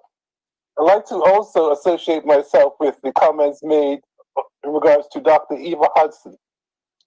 Everyone will know that she was a principled person, and no one can sway her against her principles. And that's what I admired most. When she saw something wrong, whether it was the PLP, the OBA, or Front Street, she told it as it was, and she had a tongue that was sharp, and when she spoke, you listened, and when you spoke, you felt what she had to say. In addition, I found it very interesting that she was also an advocate for Black empowerment and Black self-empowerment. I think during her life, she was disappointed that we as Black people didn't do more amongst ourselves to empower ourselves. And that also includes the governments of this country, be it the OBA government and the PLP government. She felt that Blacks didn't do enough to support each other, to basically empower each other economically and socially. So I agree that she was an icon of this country. Other people would have crumbled under the blowback that she had from the community. But she believed in our cause. It was part of her essence. And because of her principled and Christian beliefs, she fought on like a true soldier. In fact, a general in the march of racial equality. I'd like to also send congratulatory remarks to the graduating students of 2020, be they high school students, Bermuda College, or the primary schools. They have completed their year or are completing their year under extenuating circumstances. But they've all stood up to the wicked. They've all done the best that they could do. And the results are here to show their successes and achievements. So I wish them all the best. I also like to recognize the parents who have supported our young people during these times of COVID and being there for them in their homes when they had virtual learning, remote education, because it's something that the parents weren't used to, the teachers weren't used to, and the students weren't used to. And as a consequence, we got it together and it worked. Again, I like to support the parents, teachers, and students during these trying circumstances. I'm delighted that they put their best foot forward, and our children will benefit from their support. Thank you, Mr. Speaker. Oh, one other person. I'd like to send condolences to Bobby Rubain, a retired teacher. She's the mother of Ryan Rubain and Kristen Rubain. She recently died here in Bermuda. She was a charming person, always smiled, and was committed to education in this country. She was a teacher at Bermuda Institute for many years, and she was part of the social award team. Thank you. Thank you, Hedley Simons. The Deputy Speaker recognizes the Honorable Member Christopher Famous. Mr. Famous, you have the floor. Good morning, Mr. Deputy Speaker. Are you hearing me well? Yes, we hear you very well. Continue. Good morning, Mr. Deputy Speaker. Firstly, I'd like to send birthday greetings to two of your most avid listeners.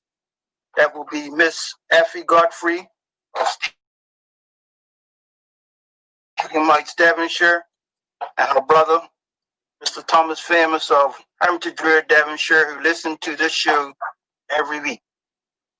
Mr. Speaker, I'd like to send condolences to the family of Mr. George Miners of Georges Bay Road up in Somerset. I know it's not my constituency, but he's a relative, and he was a good man who unfortunately has passed away. I would also like to send congratulations to the Green Acres community, especially the DeGraff and Simmons family and the Poe family. They organized the first annual Bermuda Day Marathon, which was 4 laps around Green Acres last week, which was a good community event with social distancing that helped to bring the community together safely under trying times. I'd like to associate with the congratulations for the Bermuda College class of 2020. And especially, I'd like to congratulate Berkeleyite Mr. Jakari Renfro for his achievements in the field of auto mechanics. Thank you, Mrs. Deputy Speaker. Thank you, the honourable member, Mr. Famous. The Deputy Speaker recognizes the honourable member, Michael Scott. Mr. Scott, you have the floor.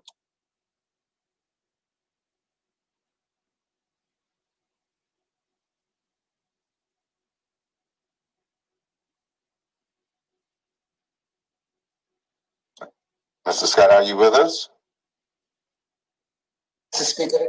Thank you, Mr. Speaker. I'm sorry, I didn't unmute. Mr. Speaker, on the condolences of the House, I so wish to first be associated with the elegant presentation of tribute paid to our social activist and educator, Dr. Eva Naomi Hudson. I offer these condolences, as has the House, to her whole family, in particular to Mr. Alpha Hudson and his family, and the entire extended family of this great sister of the nation, this great daughter of the nation. Sir, Mr. Acting Speaker, Dr. Hudson, book I have in front of me, Second-Class Citizens, First-Class Men, has been billed as representing the first organized documentation of Bermuda's most tumultuous social history. And that book begins in documenting a period of 1963 with the introduction of the universal franchise. Its great champion was Dr. Tucker, the Honorable W.L. Tucker, MCP. And it must have struck Dr. Hudson as an important phase to both calculate and document for posterity. We'll all miss her. I certainly will miss her great dignity, her great knowledge of our social and political affairs, and I offer my condolences to her family. Mr. Speaker, I wish to also ask that this House send condolences to the family of the late Jeffrey Christopher Astwood, the son of Sir Jeffrey Christopher Astwood, both eminent members of Parliament and members of the Somerset community. Kit Astwood, to his devoted wife Denise, and to their children, that's Christopher and his wife Karen. Kit is also survived by his son Brian Astwood and his wife Jahara. So, sir, Kit Astwood served in the Somerset North constituency, the very seat I hold today, and I formed a close and warm and jovial relationship and friendship with Kit Astwood and his family. And I said, Mr. Speaker, that I'd like to ensure that this House offers its condolences to Denise and the entire Astwood family. Thanks, Mr. Speaker. Thank the honourable member. The Deputy Speaker recognizes the honourable member, Kim Swan from St. George. Mr. Swan. Yes, good morning, Mr. Deputy Speaker. And Mr. Deputy Speaker, I would like to be associated with that fine tribute that you let us off with this morning to the family of the late Dr. Eva Hudson. Mr. Deputy Speaker, I know of which you speak because I certainly had the experience. Ms. Dr. Hudson was my father's sister-in-law. And I, in the early 80s, very much entrenched in the United Bermuda Party, learned at Dr. Hudson's feet, not as one of her willing students, but one who had to be argued with. And in time, she prevailed on me, and I'm eternally grateful. In time, I participated with her, with the NAR, the National Association of Reconciliation, and then was called upon on many occasions to pick her up at home and bring her to banquets and the like. I was the beneficiary of her knowledge and her commitment to move Bermuda forward. I'm very grateful for that. I want to associate myself with the remarks celebrating the life of Chesley Trott, the 90 years of who I call Emperor, because Tango Burgess and I used to golf with our good friend, and Tango coined him Emperor Haile Selassie of Bermuda because he looked just like His Imperial Majesty. Golf and tennis he was great at. He made the finals of the Bermuda Tennis Open, but he was the runner-up, as Walter King often reminded him. But he also, as a school teacher, made the quarterfinals of the Bermuda Amateur Stroke Play Championship, which caused a stir when his principal, Mr. Horton, had allowed him to play, and the officials in the 70s at the Ministry of Education didn't take kindly to him featuring so prominently in a sport that they enjoyed. And finally, Mr. Deputy Speaker, I'd like condolences to be sent to the family of Mr. Vincent Tweed of Payne Lane, who passed away. My good friend who spent many years at Ferry Reach out at Byers working. Many will remember him walking the community, keeping fit. To his entire family, and especially his darling daughter, Sharon, I offer my deepest condolences. And I know I associate you, Mr. Deputy Speaker, with those remarks. Thank you. Thank you, Mr. Swan. We appreciate your contribution. I now understand that Mr. Commission, you would like to make a contribution? Yes, Mr. Speaker. Do you hear me? Yes, I hear you loud and clear.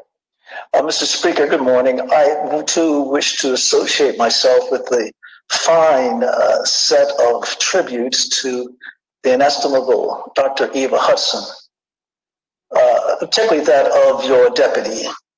It was very fitting, very gracious, and so accurate in describing the woman that we knew, admired, and loved. That woman is Dr. Eva Hudson. Mr. Speaker, I'm not going to add too much to that now, because on the motion to adjourn, I intend to speak more fully about her life and her work. But I will say this, that as I've said before in the last few days, that she would have to go down as one of the most consequential Bermudians of the last 2 centuries. And she's in exalted company, as we know, as a consequence of that. And we should never forget. Eva Hudson spent a lifetime, if I can get a little fancy here, deconstructing white supremacy and one of its chief byproducts, white privilege. Her language that disadvantaged Black Bermudians and was such a feature of the types of racial oppression that persons of African descent had to endure in this country. I can imagine that if she was still with us over the last 5 or 6 days, that she would have sat there and watched in amazement as the young Eva Hudsons in the U.S. and beyond came to the fore, these Eva's daughters, as I would say, and in many respects showed the type of leadership and commitment and courage that Eva demonstrated, Dr. Hudson, over the last 4, 5, 6 decades. And so I send my great love to the family, a family that has given so much to our community, the Black community, and thus Bermuda in general. And she was one of their brightest shining lights. So thank you, Mr. Speaker, for affording me this time, and I will return to this at the back end of our session, because Eva was also about action. It wasn't just about talk. She knew firstly you had to have the right type of talk, but then it was also about how do you translate those ideals, those principles, those values into action, particularly public policy. And I hope to be able to address that further on in our debate in this house, this virtual house today. Thank you, Mr. Speaker. Thank you, Honorable Member Commission. I understand that Honorable Member Conklin, you'd like to make a contribution at this time? Yes, thank you, Mr. Speaker. Go right ahead. Thank you, sir. Mr. Speaker, I would like to associate myself with the congratulations on the 90th birthday of Chesley Trott. And I believe that most of us, if you are anywhere in the sporting world, certainly I'm not a golfer, but certainly I'm a tennis individual, and one would know that from way back when you started playing tennis as a young child, there were certain fixed people who were fixtures on the tennis courts, and Chesley Trott can count himself to be among one of those. So I'd like to my congratulations on his birthday. Also, Mr. Speaker, it would be remiss of me if I failed to join in the march to the family of late Dr. Eva Hudson. I believe that with the opening comments being made by the Speaker, I think the rest could say nothing more than ditto, because I think that Deputy Speaker is to ask the lady, the woman, the teacher, the doctor, Dr. Hudson. But Mr. Speaker, I know her in a slightly different way as one of my teachers of geography. And as I have shared with my son on occasion recently, if I hear one more time the word tundra, I was going to barf, because she impacted that in us. She made sure that we understood it. She made sure that we knew all of the various layers of the earth, and God only knows what else. I used to think to myself at that time as an 11, 12-year-old child, what on earth relevance was this going to have for me?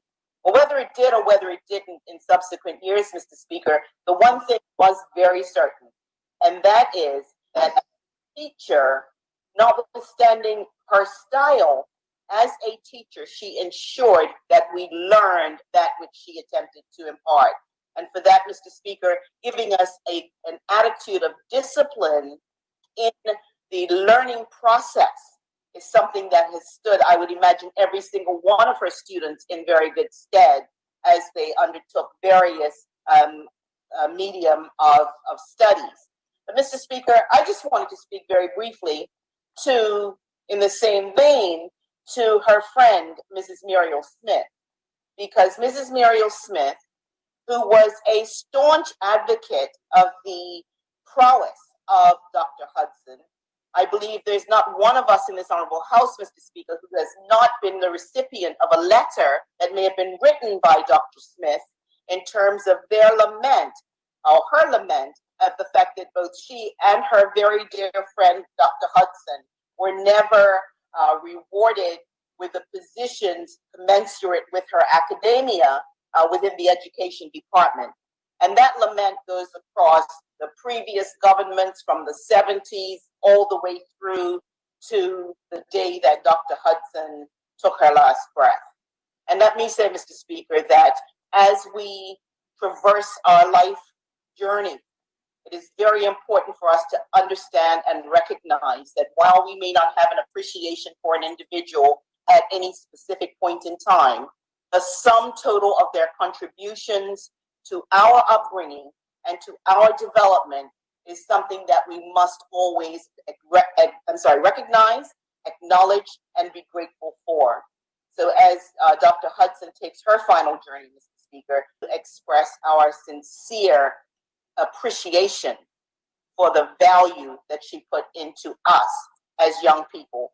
And I think her esteem being recorded in her family member of my dad, of Dr. Gordon, the people to whom she referred in her book. And these are things that also remain behind because the written word is there for perpetuity.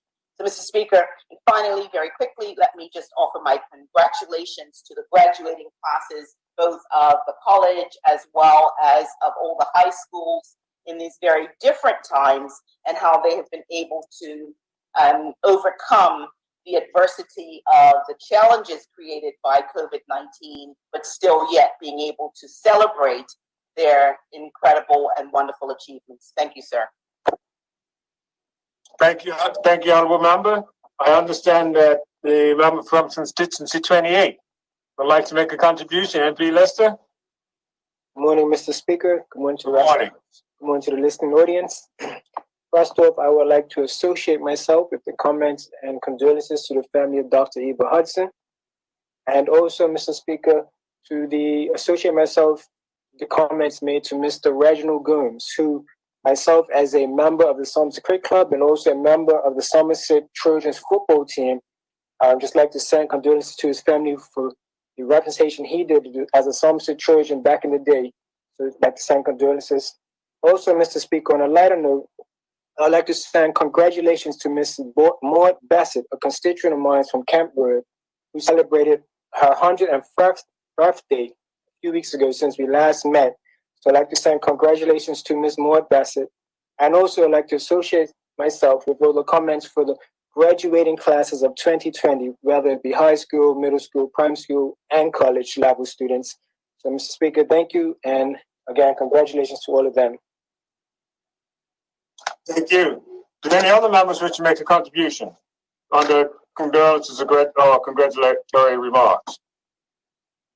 No other member? Before we move on, I would just like to add my comments to those that have been expressed in regard to the passing of a great lady who has contributed her life, to making life better for all of us here in Bermuda.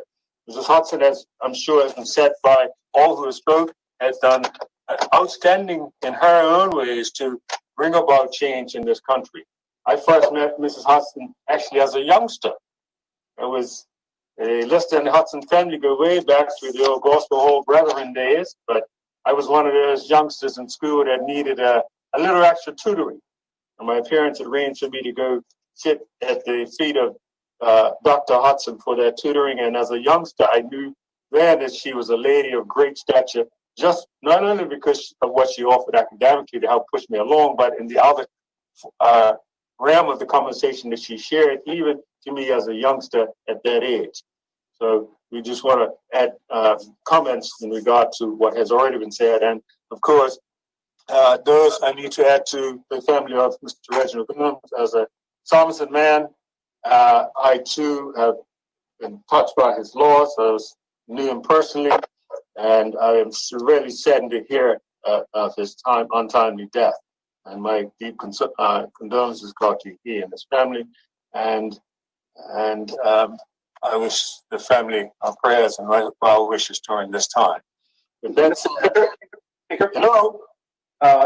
Wayne Ferb, I was trying to get on, I couldn't get the speaker thing going. You couldn't get on? Well, let me just finish what I was saying, and then I'll let you make a comment before I move on there. And I just want to add my remarks to that was by the last speaker in reference to his constituent, Ms. Bassett, who just celebrated 101 years. What the speaker who made remarks didn't realize that she also grew up in our neighborhood. Spent years when I was a child. The Bassett family were neighbors of ours up in Heathcote Hill. So I'd like to add my condolences to the well wishes rather to her on her 101 birthday celebration. Mr. Frederick, I'll let you make your comments before I move on. Thank you, Mr. Speaker. I appreciate that. I was trying to push this speaker button, but it was just something was going wrong. So good afternoon, Mr. Speaker. Thank you again for letting me say a few things about my cousin, Dr. Eva Hudson. I join in the condolences of the rest of the members of Parliament that have spoken this morning. She was a great lady of Hampton Parish, as we all know. Was an author and anti-racism. We have been advocating for better race relations in Bermuda for many years. Of course, she taught at the Barclay Institute, as I heard the Honorable Member Patricia Gordon speak just a few minutes ago. She earned a PhD in African history. She founded an anti-racism organization called National Organization for Reconciliation. She was a great inspiration to all of us in Hampton Parish. She was a legend in her own rights. My prayers are with the family, in particular my cousin Arthur, her brother, and Grace, her sister. Evans Cliff, I'm not sure the many has been out there, it will never be the same with even not being out there. Mr. Speaker, I have to say she fought a good fight. She kept the faith. Henceforth, there is a laid up for her a crown of righteousness, of which her Lord has given her. So my blessings and prayers to the family today. Thank you. Thank you, Honorable Member. And with that, no further members are making a contribution at this point, so we'll move on. The next item on the order of paper is matters of privilege. There are none. Personal explanations, there are none. Notions or motions for adjournment of the House on matters of urgent public importance, there are none. Introduction of bills. There are 4 government bills to be introduced this morning, today, afternoon now. The first is in the name of the Minister of Health. Minister Wilson? Yes, good afternoon, Mr. Speaker. Good afternoon. Mr. Speaker, I'm introducing the following bill for its first reading so that it may be placed on the order paper for the next day of meeting, namely the Public Health Amendment Number 2 Act 2020. Thank you. The next introduction of bill is from the Minister of Finance. Minister? Mr. Speaker, I'm introducing the following bill for its first reading so that it may be placed on the order paper for the next day of meeting. The Contributory Pensions Temporary Amendment Act of 2020. And Mr. Speaker, can I proceed with the second one? You can do the second one as well, yes? Speaker, I'm introducing the following bill for its first reading so that it may be placed on the order paper for the next day of meeting. The National Pension Scheme Occupational Pensions Temporary Amendment Act of 2020. Thank you, Minister. The next item is in the name of the Minister for Cabinet Office. Mr. Burbitt? Thank you, Mr. Speaker. I'm introducing the following bill for its first reading so that it may be placed on the order paper for the next day of meeting. Bermuda Bar Amendment Act 2020. Thank you. Thank you. There are no opposition, no private members' bills, no notice of motions. And now it brings us to the orders of the day.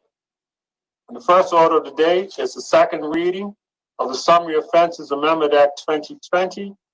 And the name of the Premier. Premier? Thank you, Mr. Speaker. Mr. Speaker, I move that the bill entitled the Summary Offences Act 2020 be now read the second time. Any objections? No objections. Continue, Premier. Thank you very much, Mr. Speaker. Mr. Speaker, the bill before this Honorable House is the Summary Offences Amendment Act 2020 and seeks to broaden the governor's power to order a temporary curfew. Mr. Speaker, the bill will permit the governor, acting in his discretion or on the advice of the Minister of Health, to order a curfew in the interest of public health for a period not exceeding 7 days. Permit the governor to specify the hours during which such curfew should be enforced. Confirm for the avoidance of doubt that the governor can make consecutive orders of curfew. Repeal the definition of hours of darkness, and permit the order made under the relevant section of the Act to come into force on a date as specified in the order. Mr. Speaker, in the earliest days of the response required to this global pandemic, the legislative tools available to the government were not best suited to the objectives. In the main, the provisions were aimed at managing times of civil unrest and not the protective measures required by these events. The initial legislative means employed for that purpose was Section 14.2 of the Summary Offences Act 1926.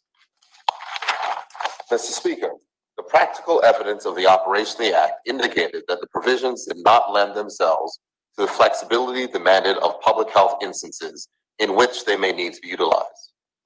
For the avoidance of doubt, it was proposed to add public health interests to those of public safety as an element with which the governor must be satisfied before exercising his discretion to impose a curfew. Honorable members will note that in the exercise of his discretion, it is proposed that the governor do so in the interest of public safety or public health, and in doing so, permits the governor to consult widely, including with the leader of the opposition.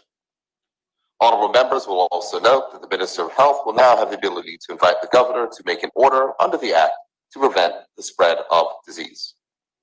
Mr. Speaker, the bill further proposes to eliminate hours of darkness and the definition of the same between the hours of 1730 and 0600 hours, as it is impractical and does not provide the flexibility required to properly apply to curfew times.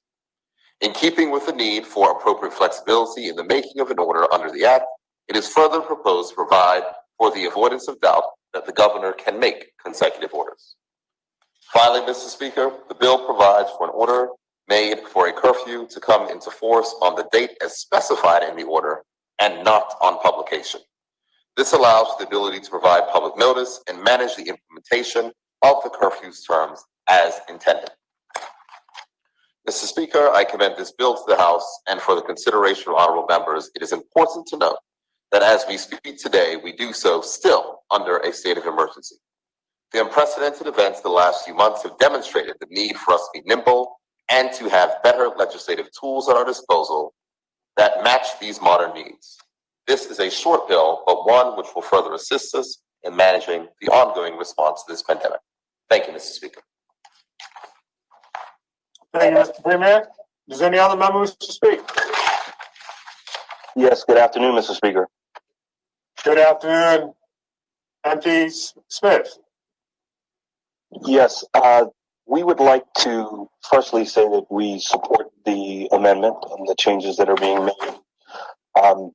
In this unprecedented time that we are dealing with now, there have had to be changes made in order to give flexibility to the government so that they can move as quickly as possible while being mindful of the rights of the citizens. So there's no way that we're going to take it lightly that we are restricting the movement of our citizens.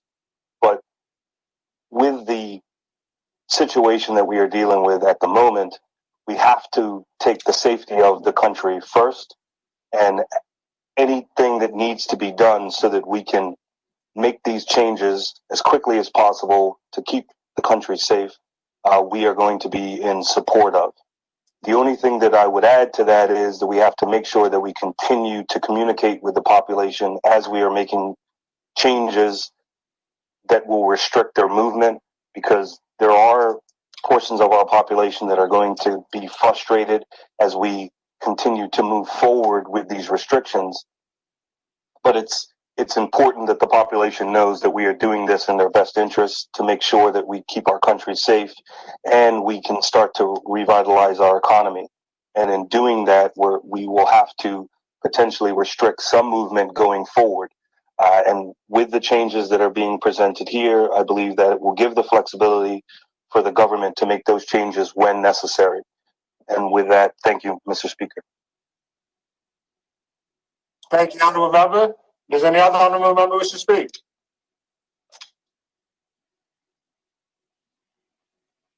No other?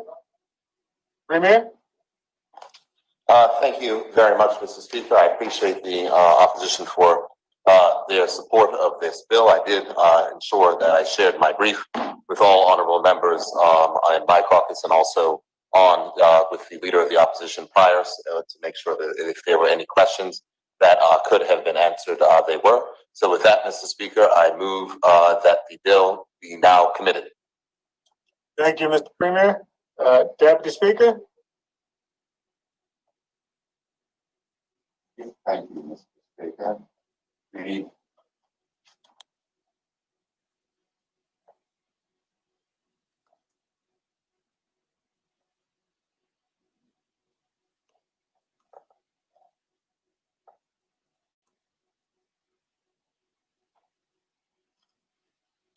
Excuse me, members, were you able to hear the deputy? No, Mr. Speaker. No? Okay. No. Yeah, deputy will restart. You hear me now? I hear the deputy now. Okay.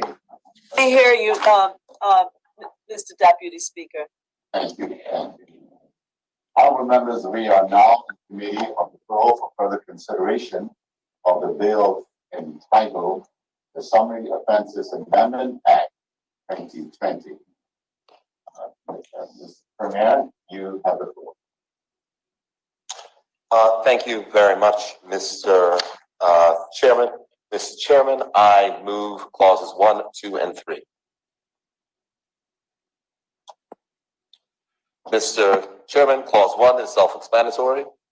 Clause 2 repeals subsections 1E, 2, 3, 4, and 5 of section 14 of the Act, as their provisions are reenacted with modifications in the new section 14A, which provides for a 7-day, concurrently a 3-day curfew in the interest of public safety or public health, which is currently only public safety, and broadens the curfew hours so as not to restrict to hours of darkness, concurrently defined as the period between 5 p.m. and 6 a.m. the next following. Clause 3 repeals subsection 1E, 2, 3, 4, and 5 of section 14 of the Act.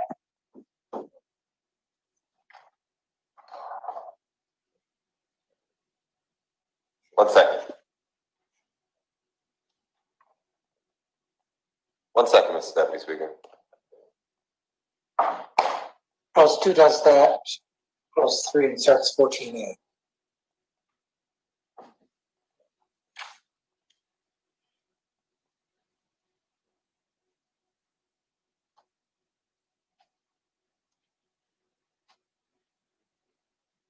Got it? Got it, Mr. Premier? Got it now, sir. Stand by. Clause 3 inserts section 14A of the Act. Subsection 1 provides for the governor to order a 7-day curfew in the interest of public safety or public health.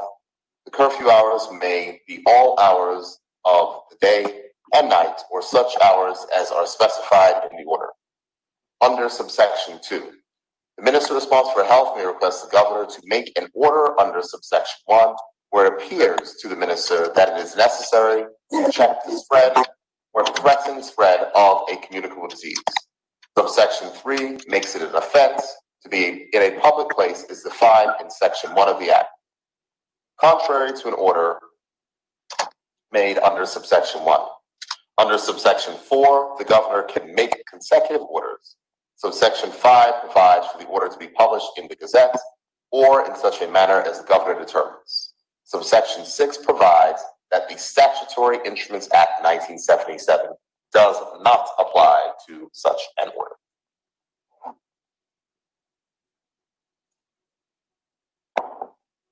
That's it, Mr. Premier? Mr. Premier? Yes, Mr. Speaker, I'm sorry, Mr. Chairman, that's clause 1, 2, and 3. That's it. Okay. Any further speakers?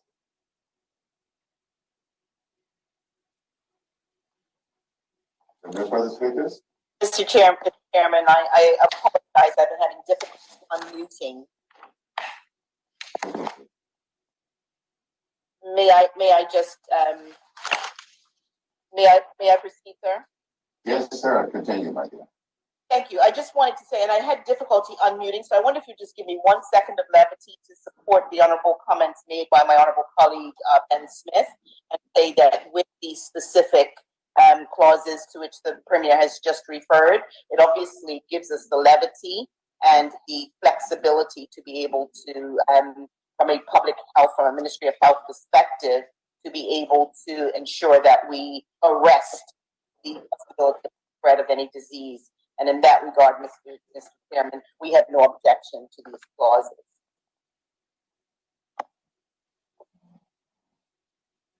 Mr. Premier? Mr. Chair, sorry. Oh, I'm sorry. MP Pearman, I put something in the chat, but I'm not sure if you've seen that, Mr. Chair. I'm so sorry. Continue, Mr. Chairman. I just have one question, Mr. Chair, for the Honorable Premier, and that is in relation to the fact that the Statutory Instruments Act 1977 shall not apply, which is what is stated there at the very end of the bill on the bottom of page 2. And I'm just curious why that is. Thank you, Mr. Chair. Any further speakers? There appear to be none, Mr. Chairman. Thank you very much, Mr. Chairman. Mr. Chairman, I note there was one question from the Shadow Attorney General. The Statutory Insurance Act of 1970 doesn't apply. It doesn't apply to orders that are currently made under any curfew orders. And in this particular case and instance, given the hubbub around the non-clarity, we wanted to ensure that it was absolutely clear and stated inside of statute that the Statutory Insurance Act does not apply, and just making sure that we're taking the opportunity to tidy up any particular acts as we can understand. If a curfew is issued in 7 days, then I mean the matter can be taken up, but it is not a long-term, I would say, issues. Whereas if there was an order that was issued for something else, which might have longer duration effect, something that would be more appropriately subjected to parliamentary scrutiny. So with that, Mr. Speaker, I move that clauses 1, 2, and 3 be approved. It is been moved that clauses 1, 2, and 3 be approved. Are there any objections to that? If there be none, approved. Thank you, Mr. Chairman. I move that the preamble be approved. It has been moved that the preamble be approved. Are there any objections to that? If there be none, approved. Thank you. And I move that the bill be reported to the House as printed. It has been moved that the bill be reported to the House as printed.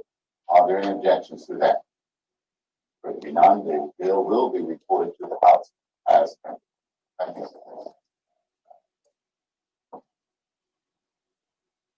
Members, thank you, Deputy Speaker.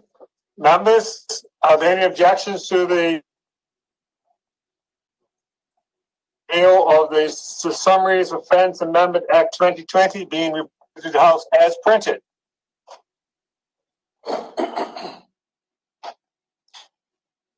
There are no objections.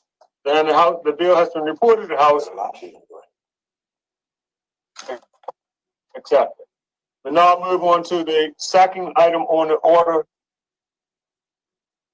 the second reading of the Emergency Powers Amendment Act 2020. Again, this is in the name of the Premier. Premier, would you like to present that matter?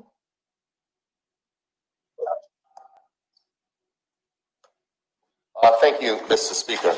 Mr. Speaker, I move that the bill entitled the Emergency Powers Amendment Act 2020 be now read for the second time. Any objections to that? No objections. Continue, Premier. Thank you, Mr. Speaker. Mr. Speaker, very often when bills of this nature come to this House, there is a tendency to refer to them as housekeeping amendments. Mr. Speaker, to the casual observer, this may appear to be the case with this bill. However, more than housekeeping, this is clarified a legal position to ensure greater transparency in the management of affairs on behalf of the people of Bermuda. The bill before this House will amend the Emergency Powers Act 1963 to provide that regulations, orders, and rules made under the Act are subject to parliamentary scrutiny by way of the negative resolution procedure.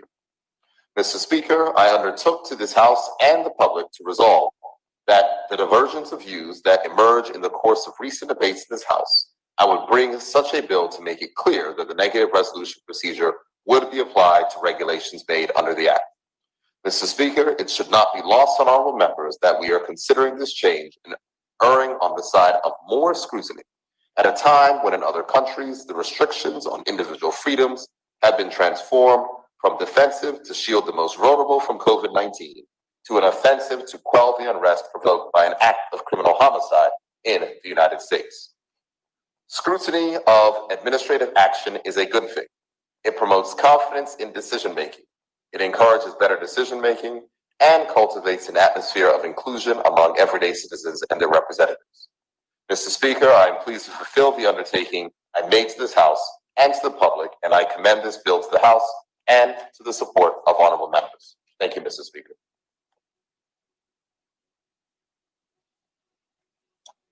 Thank you, Mr. Premier.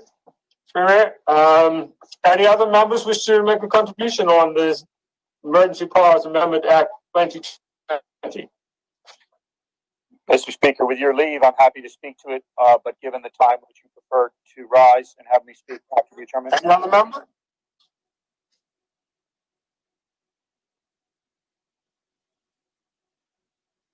Well, actually, I prefer at home and at their office where during the shorter lunch from 1 to 2 rather than 12:30 to 2. No So problem. we can continue to 1. I'm happy to continue, Mr. Speaker. Thank you. Continue on. Yes, thank you. Mr. Speaker, I must confess that I'm rather surprised by this amending bill being brought. And I think it does benefit us just to remind you why this amendment is being brought to the House. We had a debate a few sittings ago about whether or not the regulations that were being passed under the Emergency Powers Act should properly have been brought to Parliament so that Parliament could exercise its right to scrutinize those regulations. And it was the opposition's complaint that those regulations had not been brought to Parliament and that they should have been. The opposition was pleased to recognize that the regulations were subsequently brought to Parliament, as we say they should have been, and the opposition was pleased to contribute to the debate on those regulations. It's important to place this, Mr. Speaker, in context. The Emergency Powers Act is one of the most powerful statutory tools that can be wielded by people on this island. Bermudians have seen themselves confined to their home. They have seen the regiment on our streets. This is a very, very powerful piece of legislation that can impose restraints and sanctions on our citizenry.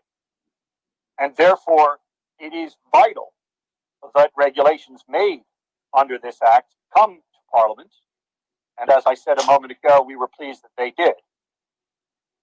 What is less clear is why they didn't come to Parliament in the first place. It is being said by this government, by reason of this amendment, that they didn't come to Parliament in the first place because there was a lack of clarity. Respectfully, Mr. Speaker, Section 6 of the Emergency Powers Act makes very clear, and I quote, with your leave, copies of regulations made under this act, that's the Emergency Powers Act. Mr. Speaker, if I may, I think the Honorable Point of Order, Mr. Speaker. Is that a point of order, Mr. Premier? If I may, Mr. Speaker, I do believe that the Honorable Member is reflecting on a previous. I do believe that the Honorable Member is reflecting on a previous debate that we did have, where we extensively covered the dueling legal positions on this particular matter, in which I clarified the position of the government in regards to this and what actually led to this particular bill. So I do believe that it is reflecting on a previous debate. Mr. Speaker, in his... Thank you, Mr. Premier. MP Perrin, just be guided by the guidelines as it refers to bringing up a previous matter during this time. I'm sure you're skilled enough to ever get your point across without having to go on that particular road. I'm grateful, Mr. Speaker. And let me tie it to what was said by the Honorable Premier in his opening today. In effect, the Premier is saying that this amendment brings more scrutiny to the regulations, more parliamentary scrutiny. And my respectful submission is it does not. The previous section that is being amended requires, and I quote, copies of regulations made under this act shall be laid before both houses of the legislature as soon as practicable after they are made. And if either house, within 10 days after a copy of such regulations has been laid before it, being days on which the House is sat, request by message to the governor that the regulations or any part of thereof shall be annulled. Then the governor shall, as soon as may be, by notice in the Gazette, declare the regulations or such their part thereof to be annulled. So what we are amending is that power. It was very clear that the regulations under the previous bill, the existing bill, required regulations to come to the House and be debated. What we are now proposing is that they should come and be debated in accordance with the 1977 Act under the negative resolution procedure. The only material change between the act as it was and the proposed amendment as I see it, and if someone has another material change, by all means point it out. But the only material change is that under the Emergency Powers Act, 1963, any regulations from the governor had to come to Parliament and had to be debated within 10 days. Now, and they had to be debated, positively debated. Now, this amendment is putting in place the negative resolution procedure. Now, I know that's a technical parliamentary term, but what it means is that something doesn't have to be debated. It can just be picked up and debated if someone feels like it. So it's not a must, it's a could. And I say this, Mr. Speaker, because the suggestion by the Premier is that today's amendment brings more parliamentary scrutiny. Now, respectfully, if the position is that the Parliament has to meet within 10 days to debate the regulations, and we're amending that to be that we may meet within 21 days and debate the regulations, I would suggest that that is less parliamentary scrutiny and not more. And Mr. Speaker, that begs the question why we're having this amendment. And I respectfully suggest that we're having this amendment because of the kerfuffle, to make it look like it was the bill's fault that what was supposed to happen didn't happen. And someone made a mistake somewhere. But nonetheless, the amendment is being made. And it's interesting as a final observation, Mr. Speaker, just one bill ago, when we made another amendment to the Emergency Powers Act, we included in that a section where the Statutory Instruments Act did not apply. And yet now in this amendment, this bill, we're inserting a requirement that the 1977 Statutory Instruments Act does apply. So we seem to be at sixes and sevens as to what we're trying to achieve here. And that is unfortunate because, as I said at the beginning, this is an immensely powerful tool in the hands of those who are governing our citizenry. Thank you, Mr. Speaker. Thank you, MP Pearman. Does any other member wish to make a contribution on this bill? No other member? Premier?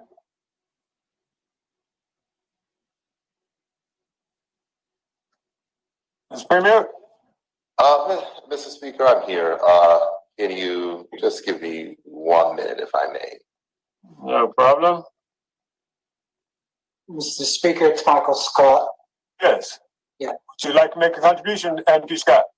Yes, please. Yes, while the Premier is sorting himself out, I'll give you the opportunity. Thanks, Mr. Speaker.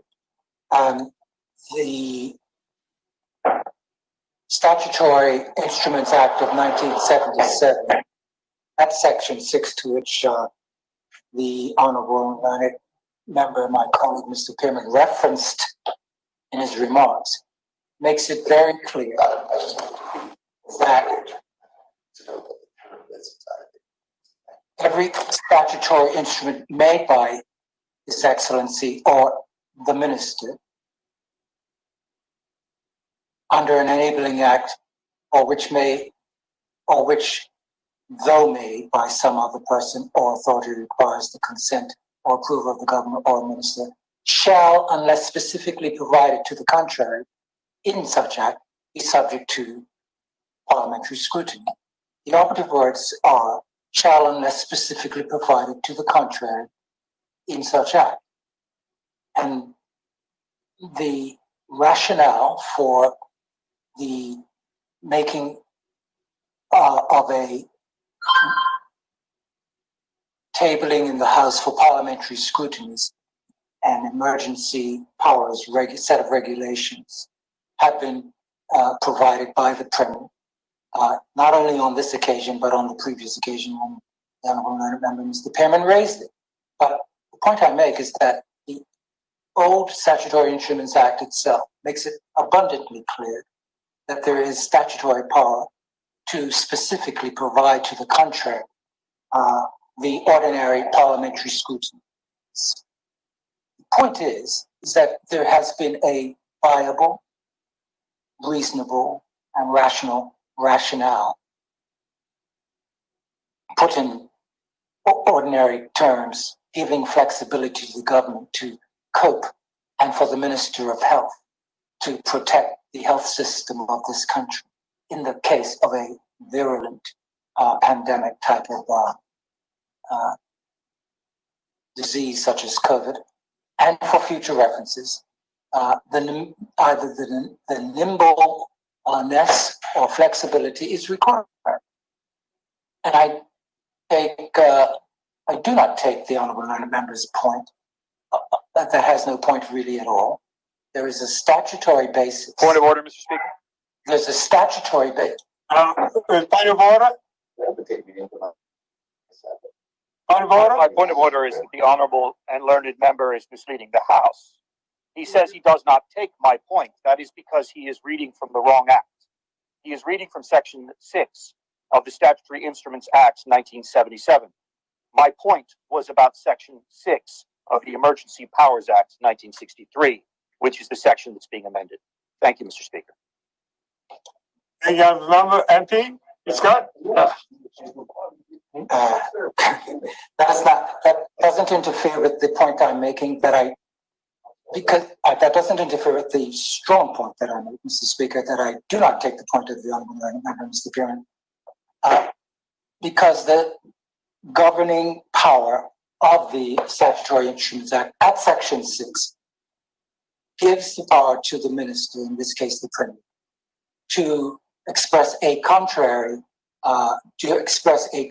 statutory power to not table a set of regulations such as these emergency regulations. The honourable member, Mr. Pearman, the honourable learned member, Mr. Pearman, can't school me on what act I choose to read to make the point in the House that the operating statute is the Statutory Instruments Act. I make the point, it gives to the minister, obviously, as a legislative draftsperson, it has as far back as 1977, flexibility was contemplated as important. Point of order, Mr. Speaker. Okay, yes, there's another point of order. Yes, Thank you, point of order. Speaker. The honourable learned member is again misleading the House. The governing statute is not the Statutory Instruments Act 1977. As the law currently stands, the Emergency Powers Act is expressly not subject to the Statutory Instrument Act 1977. It is the amendment that is proposing to make it subject. So the governing power that we are debating here is what was wrong with Section 6 of the Emergency Powers Act. Thank you, Mr. Speaker. MP Scott, would you like to continue? Mr. Speaker, I've made my point. I think I've made it on 2 occasions now, and that is my position, to reference the House, to reference this honourable House, to the operating statutory words of Section 6 of the Statutory Instruments Act, giving flexibility to a minister and to the government to either adopt negative resolutions or positive resolutions. In this case, we're adopting, for good reason, negative resolution and the requirement to avoid the requirement of parliamentary scrutiny for a good reason. Those are my observations. I'm sure that the Premier now is ready to come back to the matter. Thank you, MP Scott. Any other member wish to speak? Mr. Speaker. Thank you very much, Mr. Speaker. I got a Mr. Speaker from someone else. Hold on just a minute, Premier. Was someone else indicating they wish to speak? It's MP Manes. I put in the chat that I would like to speak. MP Manes, go ahead. Thank you, Mr. Speaker. I just want to add my 2 cents worth, Mr. Speaker, to say I fully support the comments made by the Shadow Attorney General, the Honorable Scott Pearman. And perhaps he didn't quite close the circle on it. He talked about the importance of what's being done here. We have to remember that under the Emergency Powers Act, this is the most powerful of possible legislation where you're talking about suspending the basic human rights guaranteed under the Bermuda Constitution.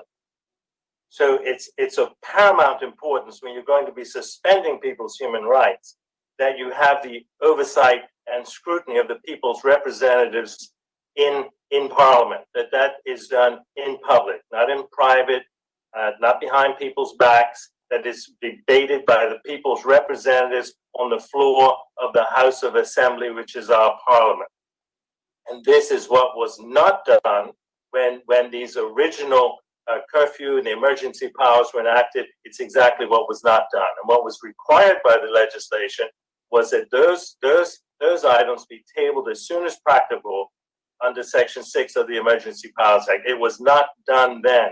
And now the government is moving into Statutory Instruments Act. There's an element that can be seen of sleight of hand, where they're going to now say, oh, we're strengthening it, and actually they're weakening it. They're putting it in the Statutory Instruments Act, but they're making it negative resolution, so someone has to take it up. So then you have the issue of how soon it's tabled in Parliament. It says as soon as practicable, and then you have the 21 days to take it up. Well, if you have a 7-day curfew, guess what? The curfew period, the suspension of people's rights could be over before the people's representatives get to debate the issue. And that is surely wrong. That cannot be right.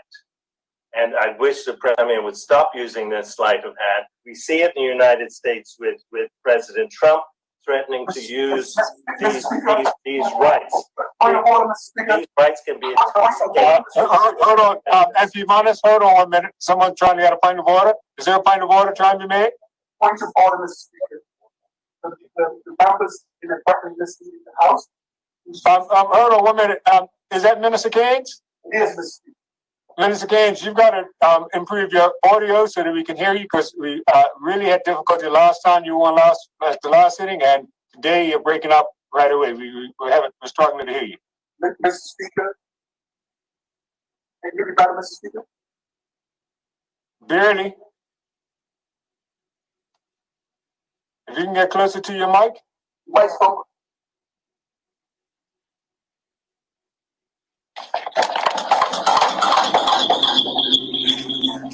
Make point of order. Mr. Speaker. Yes. The members impugning proper motive. The terminology using sleight of hand, that has really bad connotations. That implies trickery and underhandedness, and that phrase should not be used, and it should be withdrawn immediately, Mr. Speaker. Thank you, Minister. MP Manis, the term did imply a bit of negative undertone, and I'm sure you're skilled enough to put your message across without having to use that term. Thank you, Mr. Speaker. And I take the point. What I meant to say was they could be seen that way. It's not a good look. That's what my suggestion is. I'm not suggesting it. I'm saying it's not a good look. That's the impression it could give to a member of the public looking on to this. And we're all very mindful now because what's taking place in the United States, and there we have a president who's threatening to use the military against his own population. And all I'm saying is that we need to be very careful. When I look at other jurisdictions, for example, like the UK, they're not calling out the military to deal with their population during coronavirus. I'm talking about here in Bermuda. We have called out the military with their powers, and we should always be very careful when we're talking about using military personnel to deal with the civilian population. And here we're dealing with an ability to suspend human rights, in particular the right of movement, which is guaranteed under the Constitution. We're talking about the ability to suspend that. In the first instance, you talked about suspending it for 7 days. Well, before, when the human rights were suspended, it didn't come to the House until long past that time. It took a very long time for government to bring those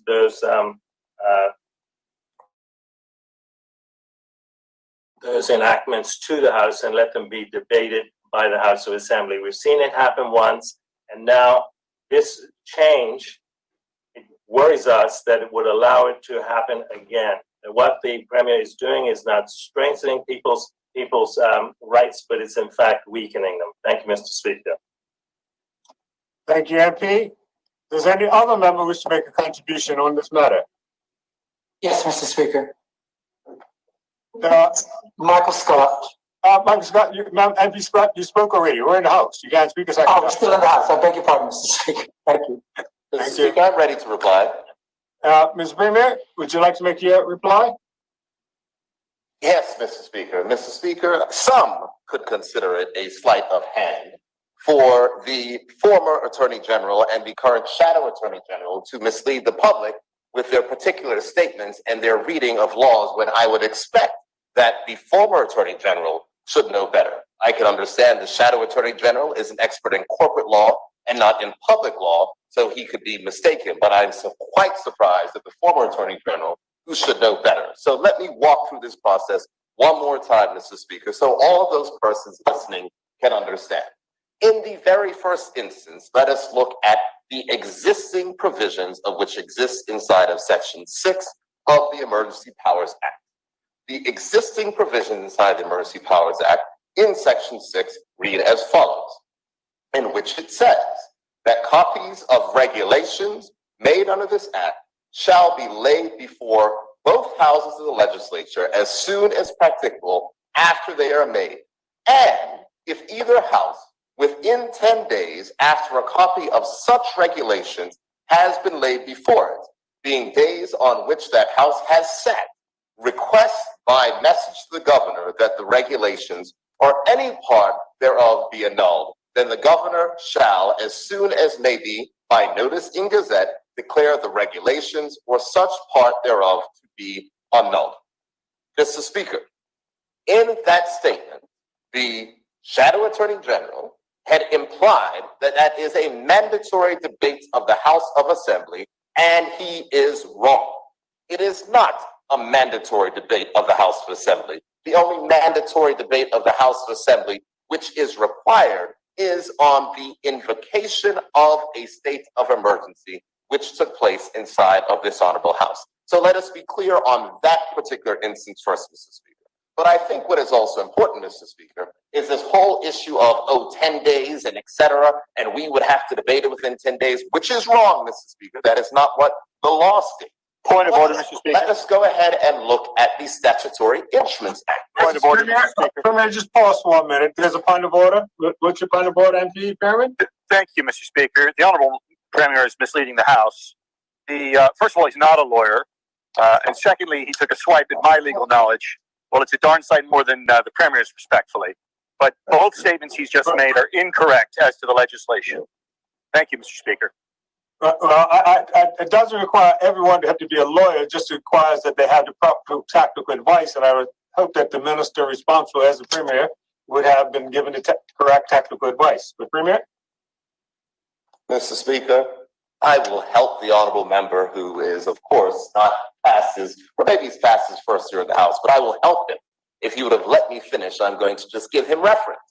Because almost the exact same wording that exists inside of the Section 6 of the 1963 Emergency Powers Act is reflected inside of the 1977 Statutory Instruments Act.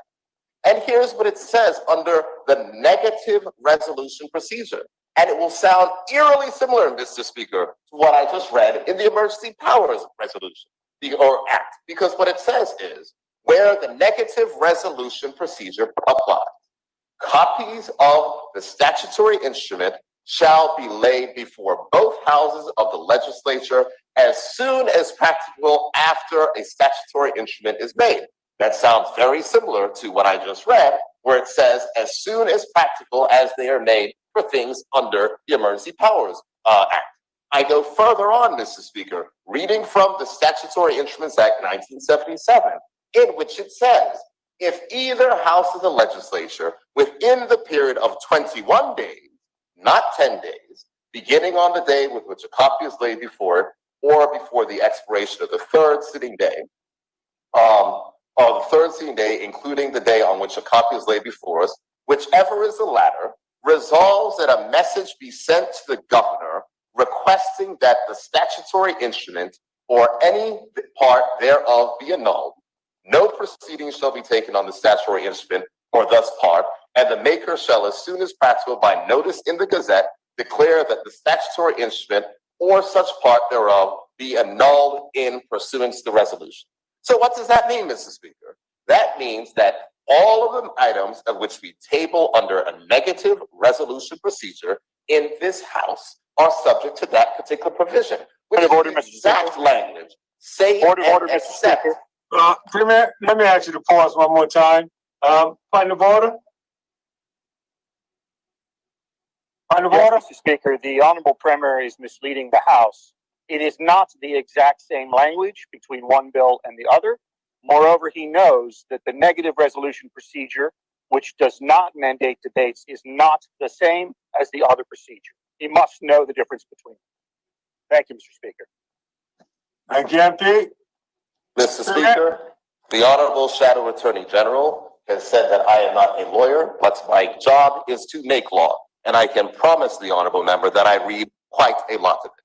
So what we see here inside of the Emergency Powers Act and the process for regulations under the Emergency Powers Act reads and states that copies of regulations made under this act shall be laid before both houses of legislature as soon as practical as they're made. And the Statutory Instruments Act says copies of the statutory instruments shall be laid before both houses of the legislature as soon as practically made. The Emergency Powers Act allows for these particular matters to be taken up, and it does not state that they have to be debated in the House. And what is clear, Mr. Speaker, is that the Shadow Attorney General said that we are watering these things down because we are taking away the mandatory debate in the House. And what I'm stating, Mr. Speaker, is there is no mandatory debate provision of which exists inside of the Emergency Powers Act 1963. It is the same process as is followed in the Point of order, Mr. Speaker. With similar wording. Point of order, Mr. Speaker. Premier, we allow the point of order. Again, Mr. Speaker, the Honorable Member is misleading the House, the Honorable Premier. All debates are positive unless the negative resolution is expressly referenced. Thank you, Mr. Speaker. Premier. Mr. Speaker, the Honorable Member is now just being argumentative and vexatious for no other particular purpose. Allow me to say it again, Mr. Speaker, that the Emergency Powers Act, as it currently states, runs out a process that is very, very similar to what is laid out in the Statutory Instruments Act that applies to negative resolution procedures, Mr. Speaker, where items can be laid, and if the House passes a resolution that it does not agree with the regulations, then they cease to be in effect. That is the very essence of the negative resolution procedure, Mr. Speaker.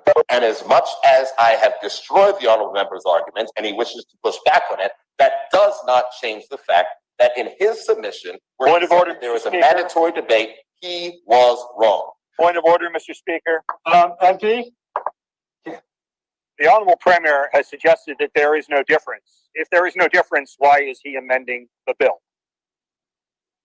Point of order, Mr. Speaker. Point of order, Mr. Speaker. Michael Scott. Mr. Speaker, the Honorable and Learned Member, Mr. Freeman, is being entirely argumentative.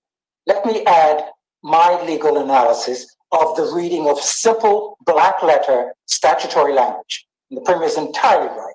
There is a deep similarity between the Statutory Instruments Act and the Emergency Powers Act on negative resolutions. It is very similar. And it is similar, Mr. Speaker, I submit, because those two acts are aligning deliberately so that the very objective that we're trying to accomplish by the amendments being presented by the Premier is to use the negative resolution procedure for what it has historically been used in parliamentary usage for centuries. It's for emergency situations where you require flexibility. It is disgraceful that both the former Attorney General, Mr. Manis, the Honorable Learned Member, and Mr. Perman are being entirely argumentative and in drawing in comparisons with Donald Trump and deployments of the Bermuda Regiment. The Bermuda Regiment has been deployed by the Minister of National Security to assist to preserve and protect the health system of this country. And neither of those members are happy that the country has been appreciative and trust the magnitude of care and efficiency with which this government, has carried out those protections. With the use, I'll finish on this, Mr. Speaker, with the use of flexibility. Sorry. Thank you. Thank you, Mr. Speaker. May I continue? Yes, you may. Thank you very much, Mr. Speaker. And I appreciate the interventions of the former Attorney General, the Honorable Member for Constituency 36, who has read the law correctly, Mr. Speaker, and is not being purposely argumentative and vexatious. Because here's the thing, Mr. Speaker, the Honorable Shadow Attorney General asks, why are we making the change? I am happy to let him know why we're making the change. We're making the change so future generations do not have to have this particular argument discussion. And the fact is that this also does add additional scrutiny. Allow me to state, anything that is done under a statutory instrument is required to be published. Under the Emergency Powers Act, regulations which are made are not required to be gazetted. So this is in fact adding an additional level of public scrutiny to these particular things. And, Mr. Speaker, instead of the House only having 10 days of which to take something up, in case the House is meeting every 2 weeks, now the House has 21 days in which to take something up, Mr. Speaker. So in that case, it actually does, in a way, make this better, Mr. Speaker. But allow me to continue, because it is important, Mr. Speaker, that we recognize and we understand the views and the interventions from certain members on the other side, Mr. Speaker. Because I know that the Honorable former Attorney General would take great delight in attempting to compare me to his good friend Donald Trump. But allow me to say this, Mr. Speaker. I understand what you're trying to do, and it is not going to work. Mr. Speaker. Point of order. Mr. Speaker. Point of order. That the honorable member is misleading the House, as he well knows. Donald Trump, I've never met him in my life, and he's certainly not a good friend of mine. But he certainly looks more like Mr. Trump than myself at the moment. Thank you. Thank you, Mr. Speaker. I will the honorable member doesn't want to consider himself to be a friend of, that he doesn't have a friendship with the current president.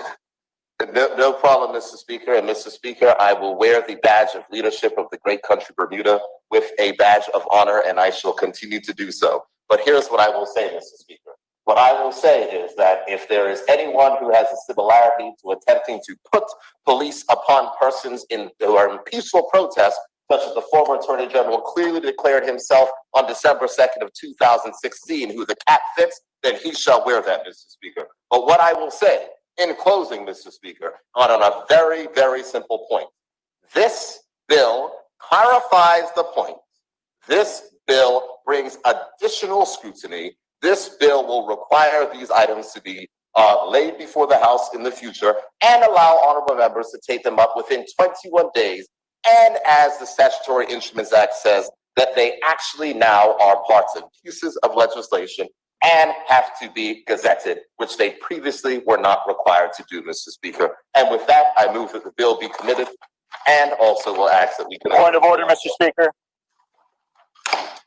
Point of order, Mr. Speaker. Yes, the Honorable Premier is again misleading the House. He keeps saying that they didn't need to be gazetted. Of course, the reason they're not gazetted is because the governor under the Emergency Powers Act must formally proclaim an emergency, which is higher than any gazetting.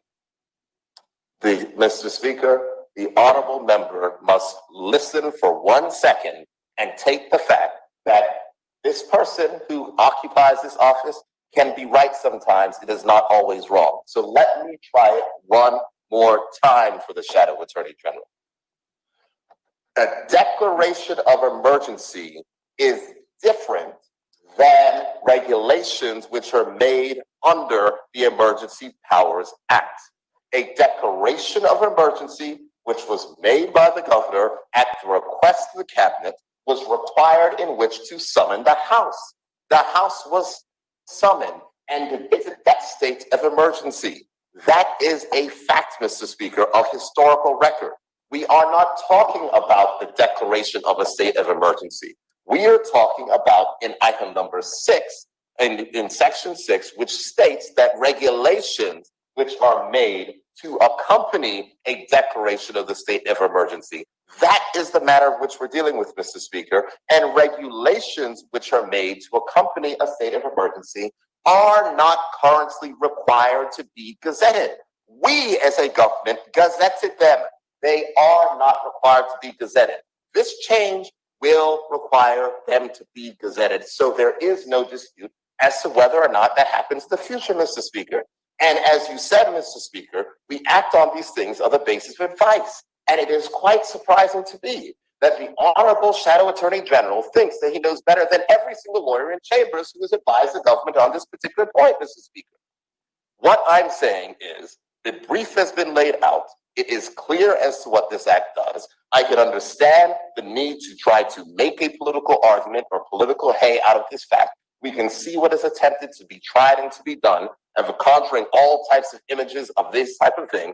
But the fact is, Mr. Speaker, that this adds more rights and this adds additional flexibility and more scrutiny, Mr. Speaker. And with that, Mr. Speaker, I ask one more time that the bill be committed, and I will ask, of course, that we could adjourn for lunch.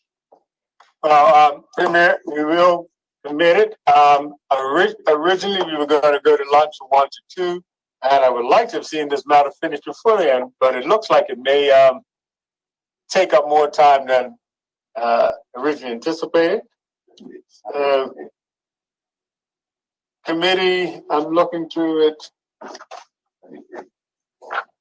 right now. There are, how many clauses altogether, Premier? Speaker, I believe there's 4. 4 clauses? I'm happy to go through, but given the argumentative nature thus far, Mr. Speaker, we might be here until 2:30. Well, I was going to suggest that we go ahead into committee, at least get this matter finished, and when we come back, we'll start on to the next matter on the order paper. Happy to do so, Mr. Speaker, as you please. Members, do you have an objection to us continuing this before we do lunch? Mr. Speaker, I would like to say Yes. MP Gordon Pamper. I'd like to go to lunch, Mr. Speaker. Okay. Gordon Pamper? Yes, I was just going to suggest that we go to lunch, Mr. Speaker. Okay. What All right. want to be perceived is a No problem. No problem. I'm easy to get along with. Members, Mr. Premier, will you join us for lunch until 2 p.m.? Mr. Speaker, it is my pleasure to move that this House to now adjourn until 2 p.m. And we'll open up in the House and then go to committee at 2 when we return. Thank you, members. The House now stands adjourned until 2 p.m.